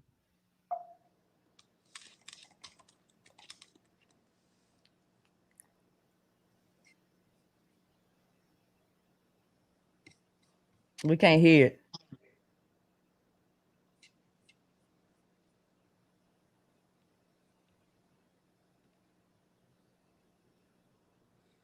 Female brain and the male brain? Is there a bit massive really difference? Okay. I published a study on 46,000 scans looking at male brains versus female brains, and it's like we're not even the same species. Really? It's their brains are so much busier than male brains, and generally they're healthier because they have more estrogen and they don't do quite the toxic things that male brains do. Is that because they can develop a consequence, things like that they can understand consequence more than male brain? You know, the development of that thing is all part of it. So the prefrontal cortex, right? Their prefrontal cortex was way more active, right? Which actually why females make good leaders. Their executive brain, their frontal lobes, much more active than male brains. So they're often better at forethought,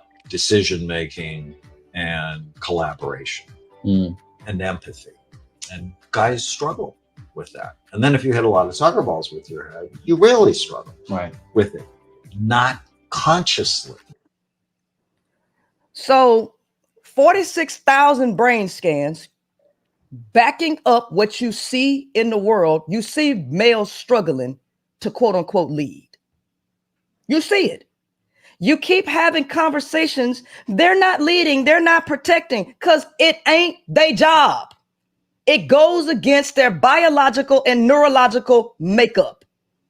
Because if that wasn't the case, we wouldn't keep having these conversations. You all are wrong. You want something that ain't real. You want something that only exists in your imagination. Okay? So all of the science is backing up what I'm saying. You all are functioning incorrectly. The system is flipped, putting men in unnatural positions that they cannot sustain. Okay? You can disagree with the facts that's blaring in your face all day, but if you do that, you just delusional, which is a mental illness. Crazy people don't know they're crazy. Okay? You get upset because the truth shatters your delusions. Okay? How often are we going to go against the science? Go against the facts. Go against what you see with your own eyes. The male is struggling for biological and psychological reasons, going against his own makeup. Women are fit for leadership. You have been lied to and conditioned to believe that that's the male's job. And every time they keep talking, what the males show you his cap is. He shows you that his cap is screwing and reproducing. Screwing and reproducing. What's the greatest accomplishment that you can have than to reproduce? If most males think that way, when life is more than just laying down on your back, thrusting, right? And popping out kids that you have to mentally, emotionally, and spiritually develop besides just creating them, right? Since life is more than that, the male can't even conceive anything outside of that. What's the greatest accomplishment? What's even better than producing kids? and passing down generational wealth when most of y'all broke and broke-minded, don't even have the knowledge that the elites possess to be talking about passing down nothing. People are broke talking like they're elites. You're not. But all you want to do is fuck and reproduce because you know that that's your only biological purpose. And you can't think outside of that. And that's why males struggle with leadership, because leadership is a feminine character trait. They're feminine characteristics, and you need empathy and compassion to lead. And the male is ego-driven.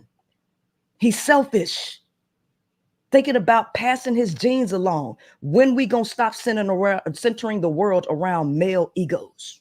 When? And when women gonna stop being lazy as fuck, giving up your divine responsibility to a male who ain't even capable, who struggle with doing it? Can I give some statistics real quick? Let me say this real quick. Does anybody know what makes America the world's superpower? Do you know what creates influence in America? Can anybody tell me that? They bullying and tactics. Okay. All right. So I just pulled it up. Okay. All right. Economic strength, large, diverse economy, high GDP. 98% of that it was created by men. Technological advances, leading in technology advances to major technological companies. Okay. 92% of that are men. Military power, okay, world's most powerful military, okay, 98% of America's national defense is men, okay. Global influence, diplomatic and cultural influences, alliance and partnerships, leadership in international organizations. 87% are men. Innovation and entrepreneurial advances, cultural innovation, entrepreneurial spirits. 82% of that are men. Educational institutions, renowned universities, research, attractions, and global talents. Okay. 83% of that are owned and created by men. Okay. Resources on wealth. Now, y'all can look these stats up. Look, write them all down. Political stability, cultural influences. So now, if you notice, she keeps centering on, the procreation of people. Well, in order for the world to create these things, you have to procreate. So my legacy to continue the 7 businesses that I own, okay, will be ran by my children that will have a economical impact on the world's GDP to make America strong. Now, I'm not talking about, I'm looking at the facts. This is all, if you .gov, look up nationalgdp.gov, look this stuff up. It'll tell you that a lot of these things, we keep going back and forth where we're saying, I said procreate and to build. Well, I mean, this is what the world runs on is the GDP. And America as the #1 superpower, which requires resources and people. So I don't know, man. I'm not going to say anything else, man. We wanted to go back and forth with facts. I wanted to listen before I responded. But again, I just want to land with this. Men need women and women need men, period. Okay, we done? What's your thoughts? What's my thoughts? My thoughts is, #1, America has bullied everybody and enslaved their own people. That's #1. You're right. #2, okay, so to sit up here and call America a superpower who wields their resources off the backs of enslaved humans is a bastardized statement, okay? Right? Because now you're not being truthful, right? #2, America and men have a history of stealing other people's creations. Now, if white folks can steal a motherfucking dance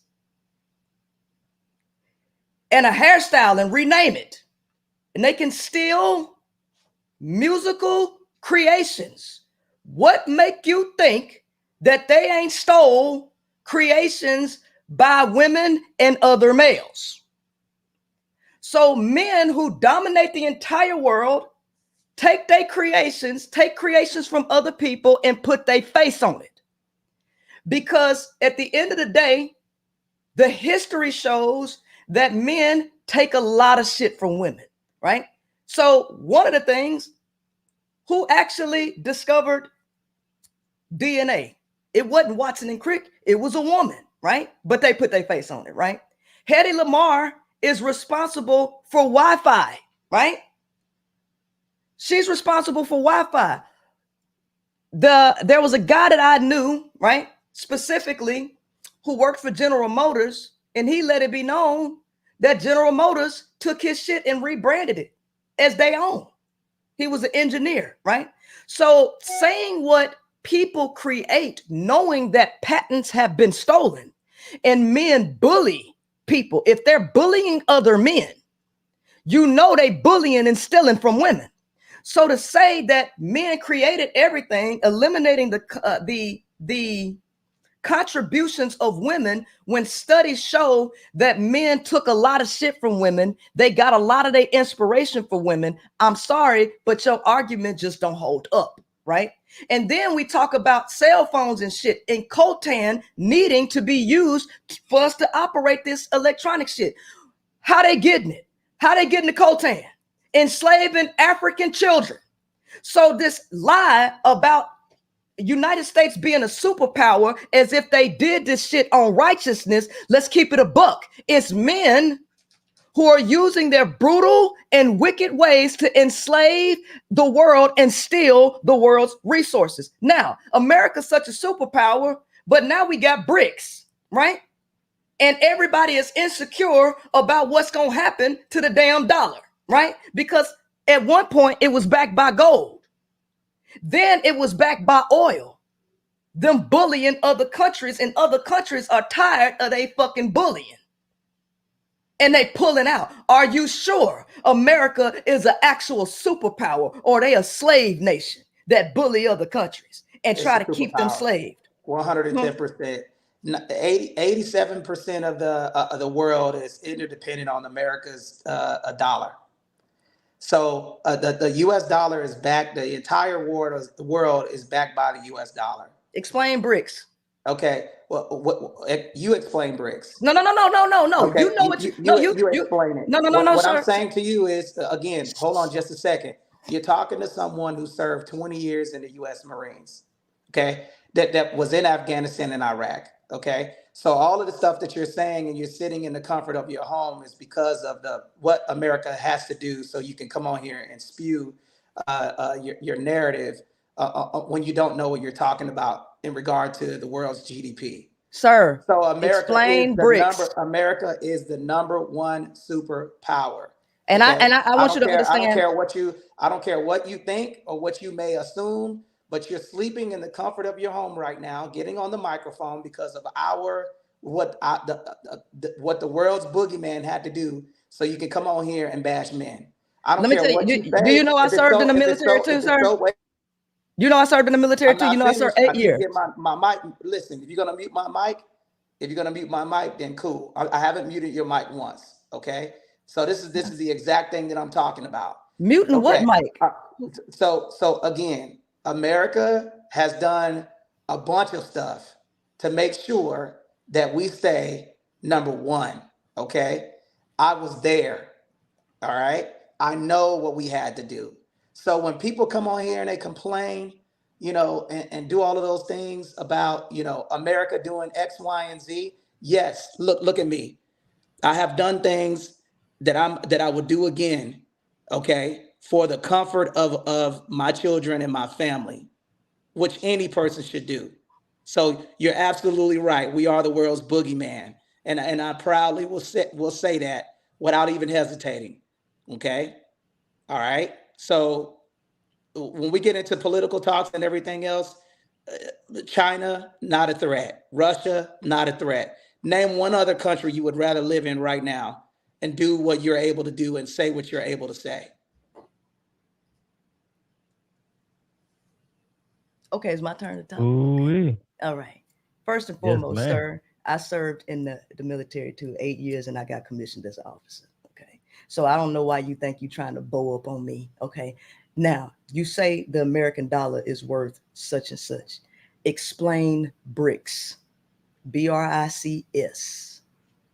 Explain that, because I see you Googling a lot of shit, you know, and you know what? The only thing I had to Google was definitions for y'all, right? So that I can say them verbatim.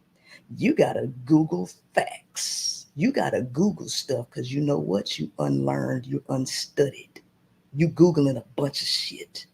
Explain BRICS. Google that. I'll wait. Again, listen. You keep going back and forth on saying explain stuff. Explain what I just asked you to do, because you haven't answered any questions. Sir, explain okay? BRICS. You keep because saying, I asked you first, sir. I asked you first. I asked you a question about your father that you didn't answer. Sir, because it ain't subjective. I ain't answering subjective questions. Let's keep it factual. Okay. Stay out my personal life. And I'm trying to stay out yours. I'm trying to stay out yours, homeboy. Google BRICS. Google BRICS. I asked you a simple question about America's GDP.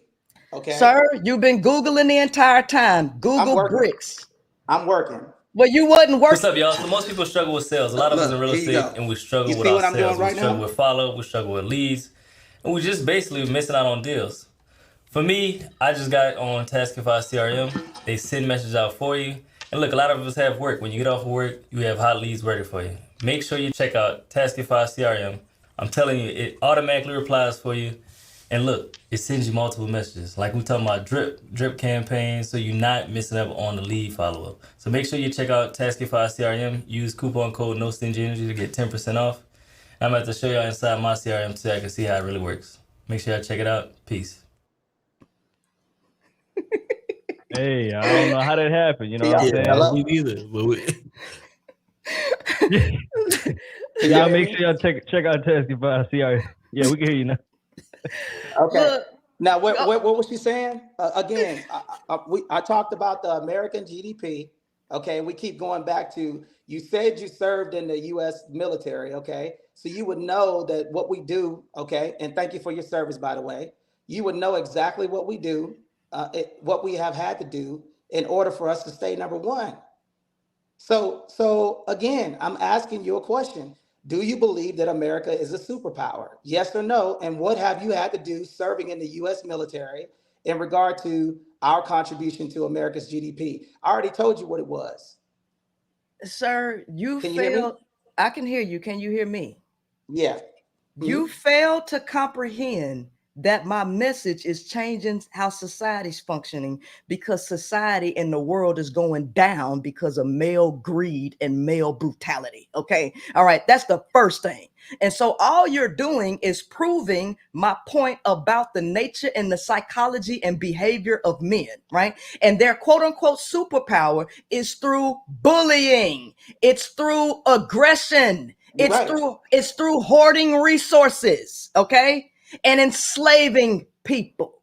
This is not a world that is sustainable. It's not. So like I said, you brought up the so-called power of the United States dollar, which is actually tanking, right? And the only thing that was keeping that motherfucker afloat was their connection to the Middle East and the oil. They pulling that shit out and they controlling their own stuff. So you have countries coming together to pull out from using the US dollar. So since the US dollar is backed actually by other people's natural resources, the United States is backed by fiat. Sir, you're wrong though. If you're going to talk political, you know what you're talking about, because we have natural resources. Sir, stop. That's not true. Sir, stop. Let me finish. But first of all, fiat currency and fractional reserve banking is basically putting numbers in and pulling money out of thin air, which ain't backed by. Sir, let me stop you. What is the American dollar backed by? If you do not stop interrupting me, because your ego is on fire, okay? Because you don't know what you're talking about. Sir, knocking your ass across I got you from wall to wall, right? Okay. From the window to the wall. Right. Shush. Damn You're right. You're right. Okay. You're right. You have no clue what you're talking about. Sir, because the American dollar is the number one currency. Sir, your ass is clearly unlearned on bricks. You clearly don't know nothing. And you, sir, I'm whooping your ass. Just be quiet. Okay. I'm glad that you think that. Yeah. No. Everybody can see it. Now, I'm gonna ask you one more time, sir. You've been Googling this entire show. Get your ass on the keyboard and get to typing. Type in BRICS. What is it? Please just read it to us.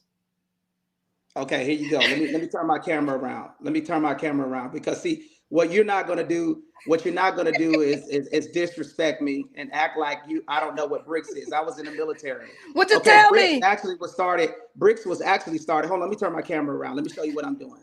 Let me show you what I'm doing right now.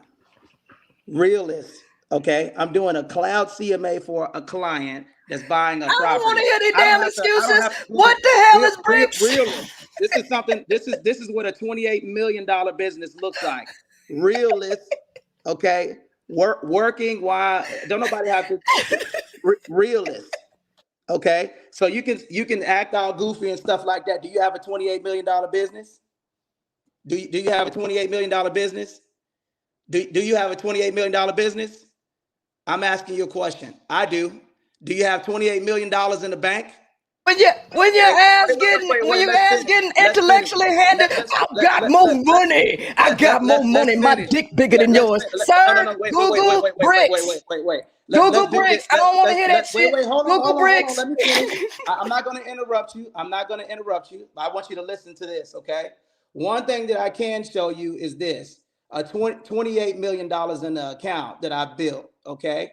Show me that, okay? Now, just say you don't know nothing about bricks, bro. Wait. Listen. Don't nobody have to Google anything, but when I ask you questions, I don't have to Google anything to know what bricks was. You know why? Because I was over there in the military when it was happening, okay? So don't nobody have to do that, okay? Brazil, India, China, Russia, and Saudi Arabia. No, South Africa. So that's what BRICS is. It's a conglomerate of countries that decided to get out of a system to push their political and ideological goals in order to push their to combat NATO.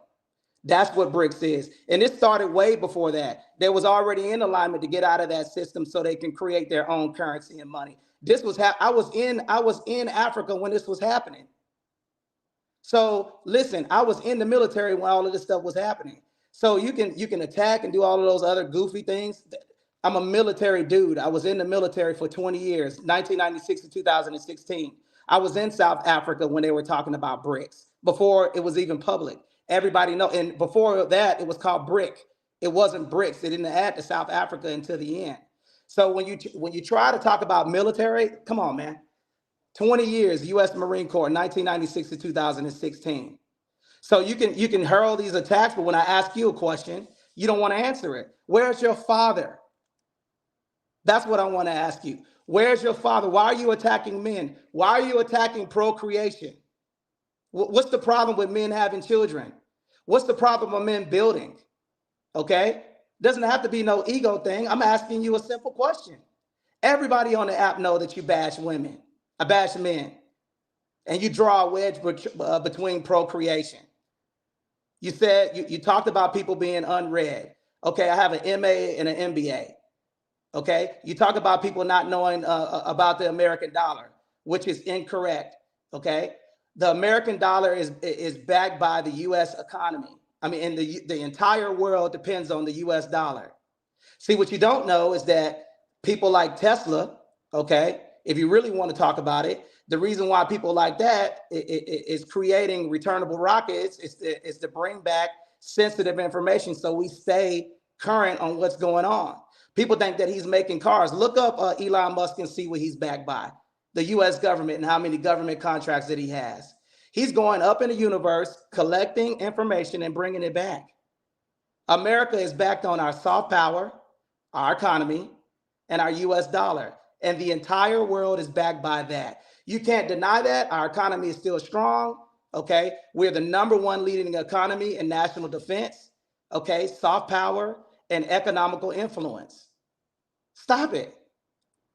Who's number 2 and 3? China, Russia? If China was a superpower, right? Then when was the last time you saw China in a war? Because of proxy. They can't sustain a war. Do you know why? Because they import everything. China cannot sustain a war. Why do you think that they've never been in? They can only do proxy wars. Russia, look at them. You know what their issue is? Russia has a big issue with being able to resupply. Look at how they're getting their butt kicked by Ukraine. Come on, man. You cannot talk military politics with me and talk about brick at first and then call BRICS. Okay. You keep saying and making these analogies that people are Googling stuff. You're the one looking up monkey books. Please, man, miss me with that, man. Come on, man. Show me what you're building and how you're creating for people. That's what I want to know. How are you creating or building for people? I'll show you how I'm creating and building for people. Okay.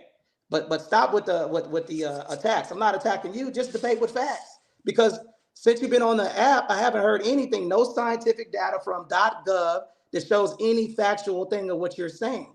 Men are creators and women are multipliers. Now, what else do you want to know about BRICS?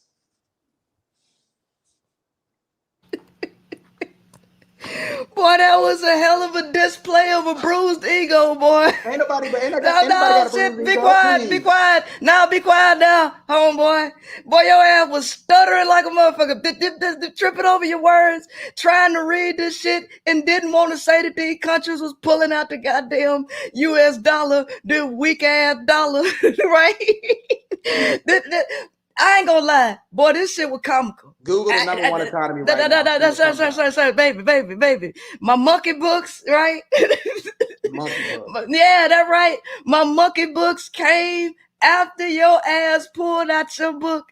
Okay, and so I just gave you some more data, and I'm just over here tagging your damn ego from the window to the wall, just bashing you up. And hey, man, I get it. You got to stand in delusion land. I get it, right? But all you had to do was do what you've been doing and just Google. That's all you had to do. I got my dick bigger than yours. That's right. My dick bigger than yours. I got $28 million. Sorry, nobody. That's ego talk, right? Well, your dad, that's ego, right? All you had to do was Google like you've been doing, right? That's all you had to do. So everything else that you said after that shit was just comical. It ain't even nothing to respond to, because the reality is you really ain't even been listening the entire time. You've been on the defense the entire time. And it's cool. But I tell you what, you woke me up because I was tired as hell, because I was supposed to be here at 6:30 when y'all started. I was still in my bed asleep. I woke up. I was like, oh, man, the show started. And I was still sleepy up until the point that you said that. Baby, you got me wide awake. That was funny. I love it. You're right. I don't have a dick. So what's the point of acting like your dick is bigger than mine? Huh? Trying to bow up on a woman, right?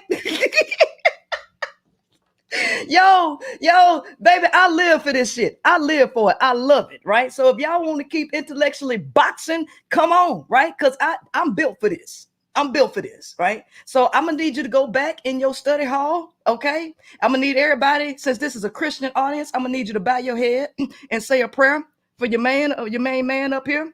Lord Jesus, please bless Tony's soul, because he just got a bunch of Tommy Hearns knots upside his head today. And I appreciate everybody giving me the opportunity to do it. Please let him heal righteously and expeditiously. Thank you, Lord. Yo. What have you created? Oh my God. We can't hear you, Tony. We can't hear you. Your mic is. Figure out what she created, man. But some nonsense.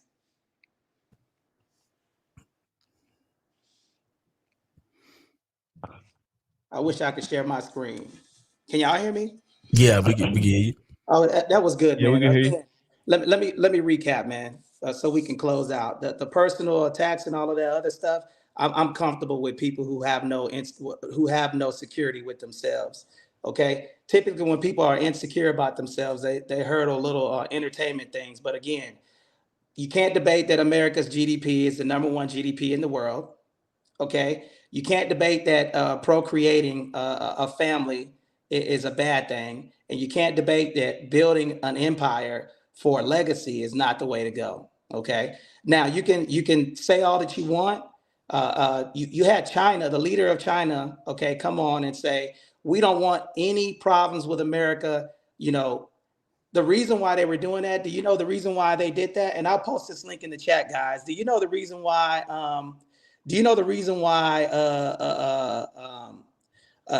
China did that? Is because one of the $1 trillion company, Apple, was pulling out their chip creation from China, and they were putting it in India, okay, and Mexico, starting to manufacture phones there, right? So you had all of the world leaders meeting together specifically because, you know, America has the power, bro. At the end of the day, America has the power. So people can go back and forth and say all of these things and all of these insults. Everything that I did, and I showed facts. America's GDP is #1. We're the #1 superpower.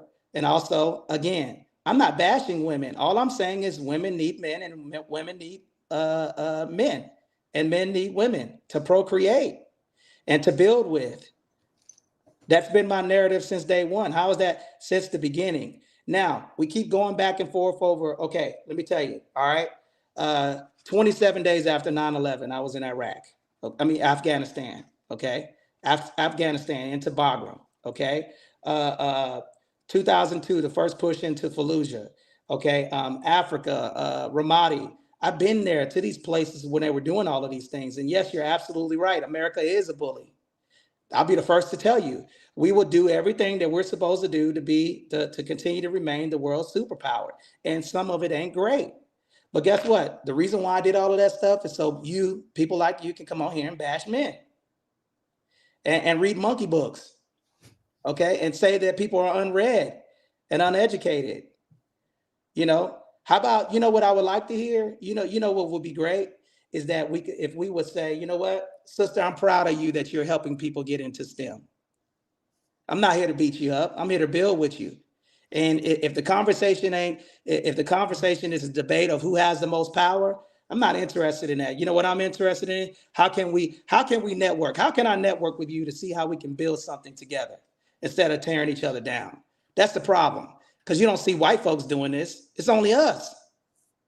You don't see white folks saying a white woman and a white man debating on who built what and who has the power and saying men have, act and think like monkeys. It's insane, man. If you want to build with me, sister, let's connect. That's what I want to do.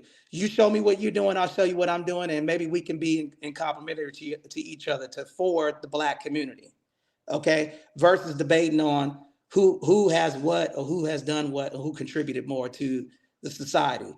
Again, I stand firm on women need men and men need women. There's no version of it that's outside of that. All right, Playboy. Appreciate you, Tony, man. Tony the Tiger. He's great. He's great. Look, what I tell you about the male psychology. What did he talk about? What I tell you males are trapped in? The lower nature. What was his conversation? Power, sex, and ego. Superpower. We superpower. Power, sex. The greatest thing we could do is to produce kids. Ego. I got $28 million in my bank account. My dick bigger than yours. Power, sex, ego. They can't get out of it. And all you got to do is let the man talk and he gonna dig himself into a damn hole. He gonna dig himself into a hole. Y'all better stop letting all these other men talk. The only person y'all should be letting talk is Byron. Because Byron is the only one that got some damn sense about, hey, man, look, times are changing, yo. I don't think these relationships gonna work the way they work. You know, my wife, she can stand on her own. I know I need to be wanted. Ain't about need. She want me. Y'all need to focus on being wanted and stop trying to beg people and bully people into needing your ass, trying to do it through fear, domination, bullying, and control. Power, sex, ego. He can't get out of it.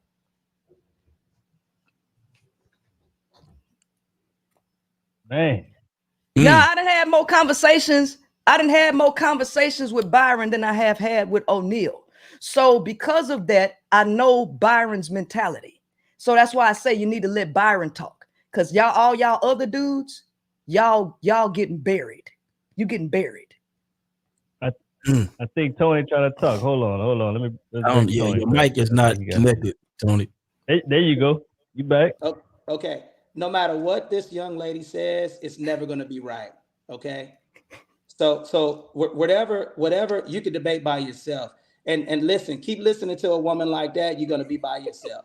Okay. And you're going to be raising children. You're not going to have any children. We're not going to have anybody to help you guys build. Okay.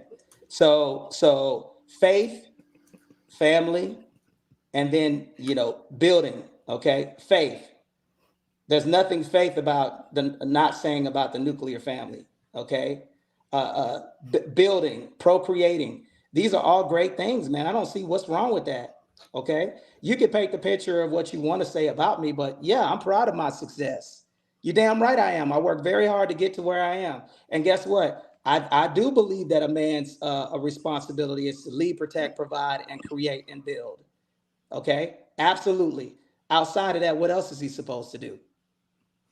What else is he supposed to do? Okay. So I'm unwavering in that, and I'm gonna stand 10 toes down. And I'm comfortable with being on the stage and debating with you. And some of the stuff I agree with you. But again, you missed the part where I said, "Hey, let's collaborate and see how we can build together." And then you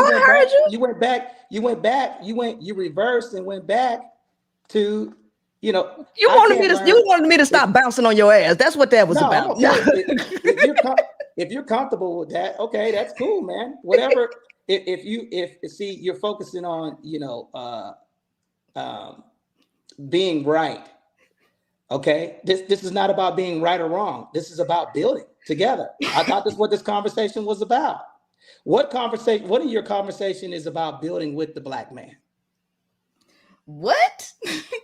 Baby. Priscilla, do you think that's possible? Do you think it's possible for a man and a woman to build together? Black man? Hold on. Let me tell you something.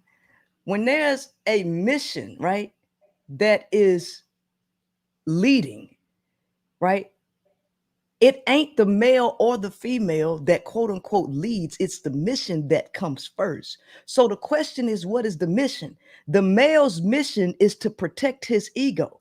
I can't help you build your ego. I'm not interested in that. So no, because that's what you're leading with, and you're not leading from a place of compassion and a place of supporting life for all of humanity, sir. No, we can't work together if it's about building your ego so you can stand up on somebody to say, I'm the big dog. No, we can't work together because that ain't the mission that is going to sustain and nurture life. That's not going to That's not going to help people who are broken, hungry, and displaced in this messed up society. See, your ego, right? Building your pocket. See, that's what capitalism is about. Hoarding resources, dominating competition or the small guy, and practically bullying people. That's what that's about. And you know what, you know who nature that come out of? That come out of men's nature. And no, I'm not trying to help you do that, because people are hurting all over the globe because of these lies and these messed up belief systems. So if the mission ain't helping humanity, right, where everybody needs to do their part to become whole versions of themselves, where it's about other people and not trying to extend your lineage and having somebody be a slave to help raise your children when the world is suffering. Hey man, I ain't trying to hear that. I ain't trying to do that. We can't work together if it's about building your ego. Okay, thank you. I haven't heard what the mission was. My mission, here's the thing. You know, I got almost 80,000. I'm gonna hit 80,000 subscribers today. And you know what? 90, thank you. 95% of my audience is women. Guess what that means? That I don't cater my message to men. And I'm sorry that I don't cater a message to tell you how you fit in my world, right? Your job is to build yourself up, not for me to help you, okay? Not for me to, okay, ladies, go and help men. No, y'all are the ones who are half human, okay? Right? You missing half of yourself because you don't have access to the feminine counterpart, right? You need women.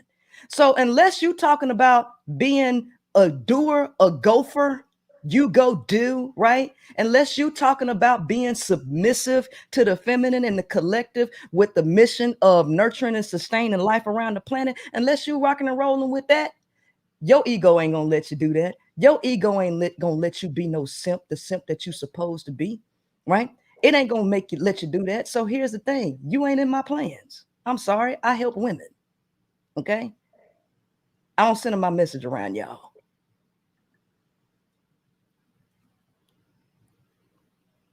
Hold on, I think trying to say something else. Hold on. I don't know what's that. There you go. That's the conclusion. Now? That's the conclusion that I wanted to hear, man. Thank you for that. I want to help everybody. So if you want help, y'all let me know. Women and men included. You know, I want to be. I want to have an impact on. I want to employ and build businesses with men and women. Okay. What's the objective of the business? I want to. Excuse me. Respectfully, I'm talking. Thank you. Yeah. I want to be able to build. I'm building an empire for men and women. I have a son and a daughter. You know, I have we have women and men that are making an impact on today's society. Okay, by teaching generational wealth through building an empire by taking advantage of stuff of disenfranchised people. Okay, so the leadership looks like, you know, Constance Carlisle, look her up. She's a partner, a Black woman from Toledo. Okay. Annette Robinson, she's a partner, a Black woman that is a person making a huge impact into the organizations that we do. I'm not here to help. I'm not here to just build with men. I want to build with men and women and be the example of what leadership looks like. Okay. And it's not just hyper focused on one genre. And I think that you're doing an outstanding job if you have 80,000 people that are subscribing. And I hope that you make a positive impact. And I'm pretty sure that you are. With some of the stuff that you say, like I said, again, I agree with. But some of it, you know, it just doesn't fit the direction that I'm going in. And that's okay. We can agree to disagree. Yeah, I didn't come here to agree with nobody or disagree, right? I just came here because first of all, I was invited, right? Okay, because this is what I do, right? And me, Byron, and O'Neal, we cool, right? So they invited me. Too. You got a new friend. Hold on, they invited me on the show to give my perspective because guess what? What I'm doing, my movement, and what I'm doing for women is gaining attention. And y'all ain't gonna be able to help but to see what I'm doing, okay? Right? You're not gonna be able to ignore it because the loss of access to women is gonna make men pay attention to what's happening. So I don't have to focus my message on men because guess what? Men go wherever the women at.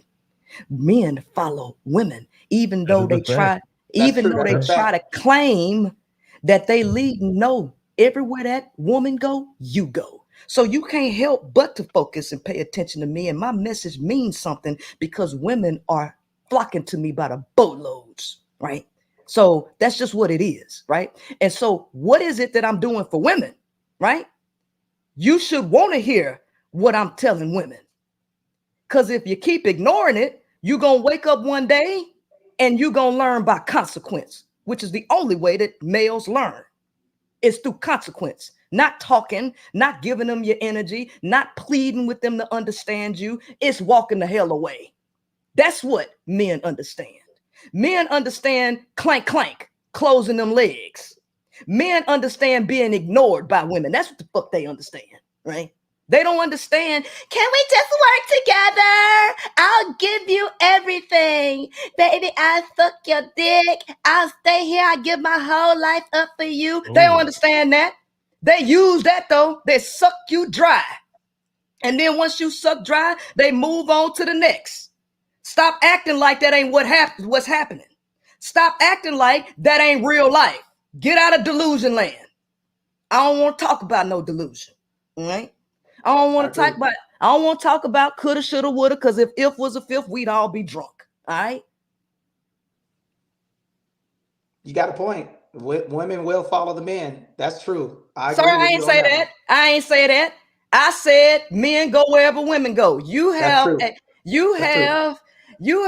piss po listening skills. I mean, because everything I say, you flip it into something that I didn't say. Like earlier, you said that I said that men don't get their validation from women. That ain't what I said. Men depend on being validated by women because biologically they depend on women choosing them to pass their genes along. So men heavily depend on women for a lot of stuff, and men go wherever the women go. Why you keep flipping what I'm saying into something that I didn't say? I don't understand. I don't know why you keep doing that. Thank you very much. Anybody else on stage? Today was a good show, man. Yeah, I agree. It was good content, man. We gotta get out of here, man. 10 a.m., man. Let me know if you need my support. Shout out to Dr. O, man. Shout out to Dr. O. Shout out to Dr. O on that super sticker, man. We love that. If y'all enjoyed today's content, make sure y'all like the video. Share it with a few friends. I'm sure Princella gonna be talking about it again tonight or tomorrow. When you going live again, Princella? What's today? Today? Cause I ain't gonna lie. You told Corey ass up. Man, I told everybody up. I told Corey ass up. I just told Ryan Clark ass up. Okay. After he backtracked on the shit that he would do. I told Simone Biles up. I tear everybody up, right? I don't even understand why people keep getting in the ring with me. Like untrained. Like, do y'all not know what I'm out here doing? Y'all better stop, because we are going into the age of Aquarius, baby. We finna move into January. Pluto is going into Aquarius, okay, for the next 20 years. That means that the veil is being lifted.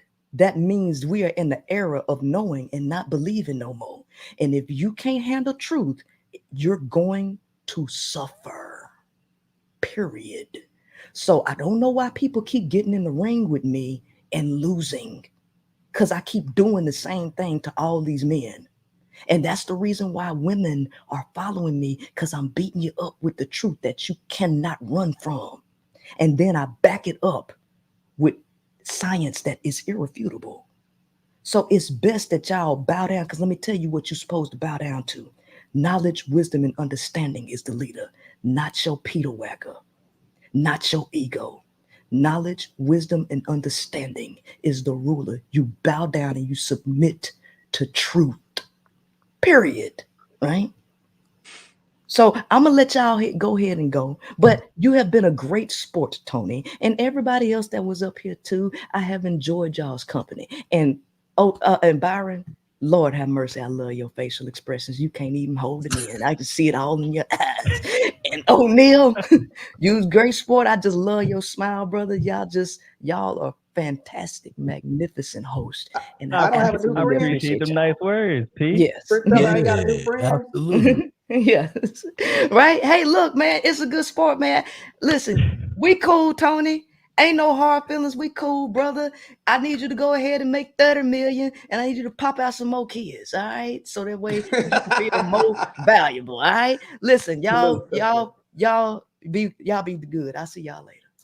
Absolutely. Princella, we appreciate you. Tony, as well, Tony, we appreciate you, man. Yeah. We got so today is officially, man, last day on Clubhouse. So if y'all want to see more from us, man, Tuesdays and Thursdays, 6:30 a.m. Central Standard Time, we're gonna be right here, man. Yes, so we're officially done with the Clubhouse situation. But I enjoyed today's content, man. We had some truth, we had some facts, we had a few monkeys, chimpanzees. We had a lot of things going on, bro. Yeah. You know It was a great y'all enjoyed today's content. Make sure y'all like and share the video, man. Like and share. What was your thoughts, Byron? What was your final thoughts? Man, I thought it was a good conversation. It was a lot of diversity in the conversation, which I appreciate. You know, a lot of diversity of thought. Everybody didn't agree, and I like that, because I felt like we were able to kind of gain a little bit more clarity on this intense topic. What I do know for a fact, though, is that what we doing ain't working, right? I don't have the answer. I don't have the solution. You talking about men? Relationships ain't working. Okay. Yeah, they're not working the way that they need to be working. And we need to figure something out to be able to fix that. And so it is what it is. I ain't saying I got the answer. I ain't saying that we figured it out all today, but something needs to be done. That's what I think. Just some information provided, some good conversation. Yeah. If y'all enjoyed the video, the content, the show, man, don't forget to subscribe, like the video. We'll be back here on Tuesday, man. If y'all want to join the family, man, look, join button is right next to the subscribe button. They got 3 different levels. Every level come with different things, and then you also get discount on the merch. You got Trailblazers, Visionary Legacy. Got different things with each one. Make sure you go on nostingyenergy.com to grab you some merch. I got the mustard color on right now. Feel good. Nice material. It ain't the hard material. Make sure you go grab you some merch. And we'll see y'all, man, Tuesday morning. We'll be back. Appreciate y'all. Sit right there. Check it out. So you grab you that mustard. That mustard nice. What's up, y'all? So most people struggle with sales. A lot of us in real estate, and we struggle with our sales. We struggle with follow-up. We struggle with leads. And we just basically missing out on deals. For me, I just got on Taskify CRM. They send messages out for you. And look, a lot of us have work. When you get off of work, you have hot leads ready for you. Make sure you check out Taskify CRM. I'm telling you, it automatically replies for you. And look, it sends you multiple messages. Like we talking about drip campaigns, so you're not missing up on the lead follow-up. So make sure you check out Taskify CRM. Use coupon code NOSTINGYENERGY to get 10% off. I'm about to show y'all inside my CRM so I can see how it really works. Make sure y'all check it out. Peace.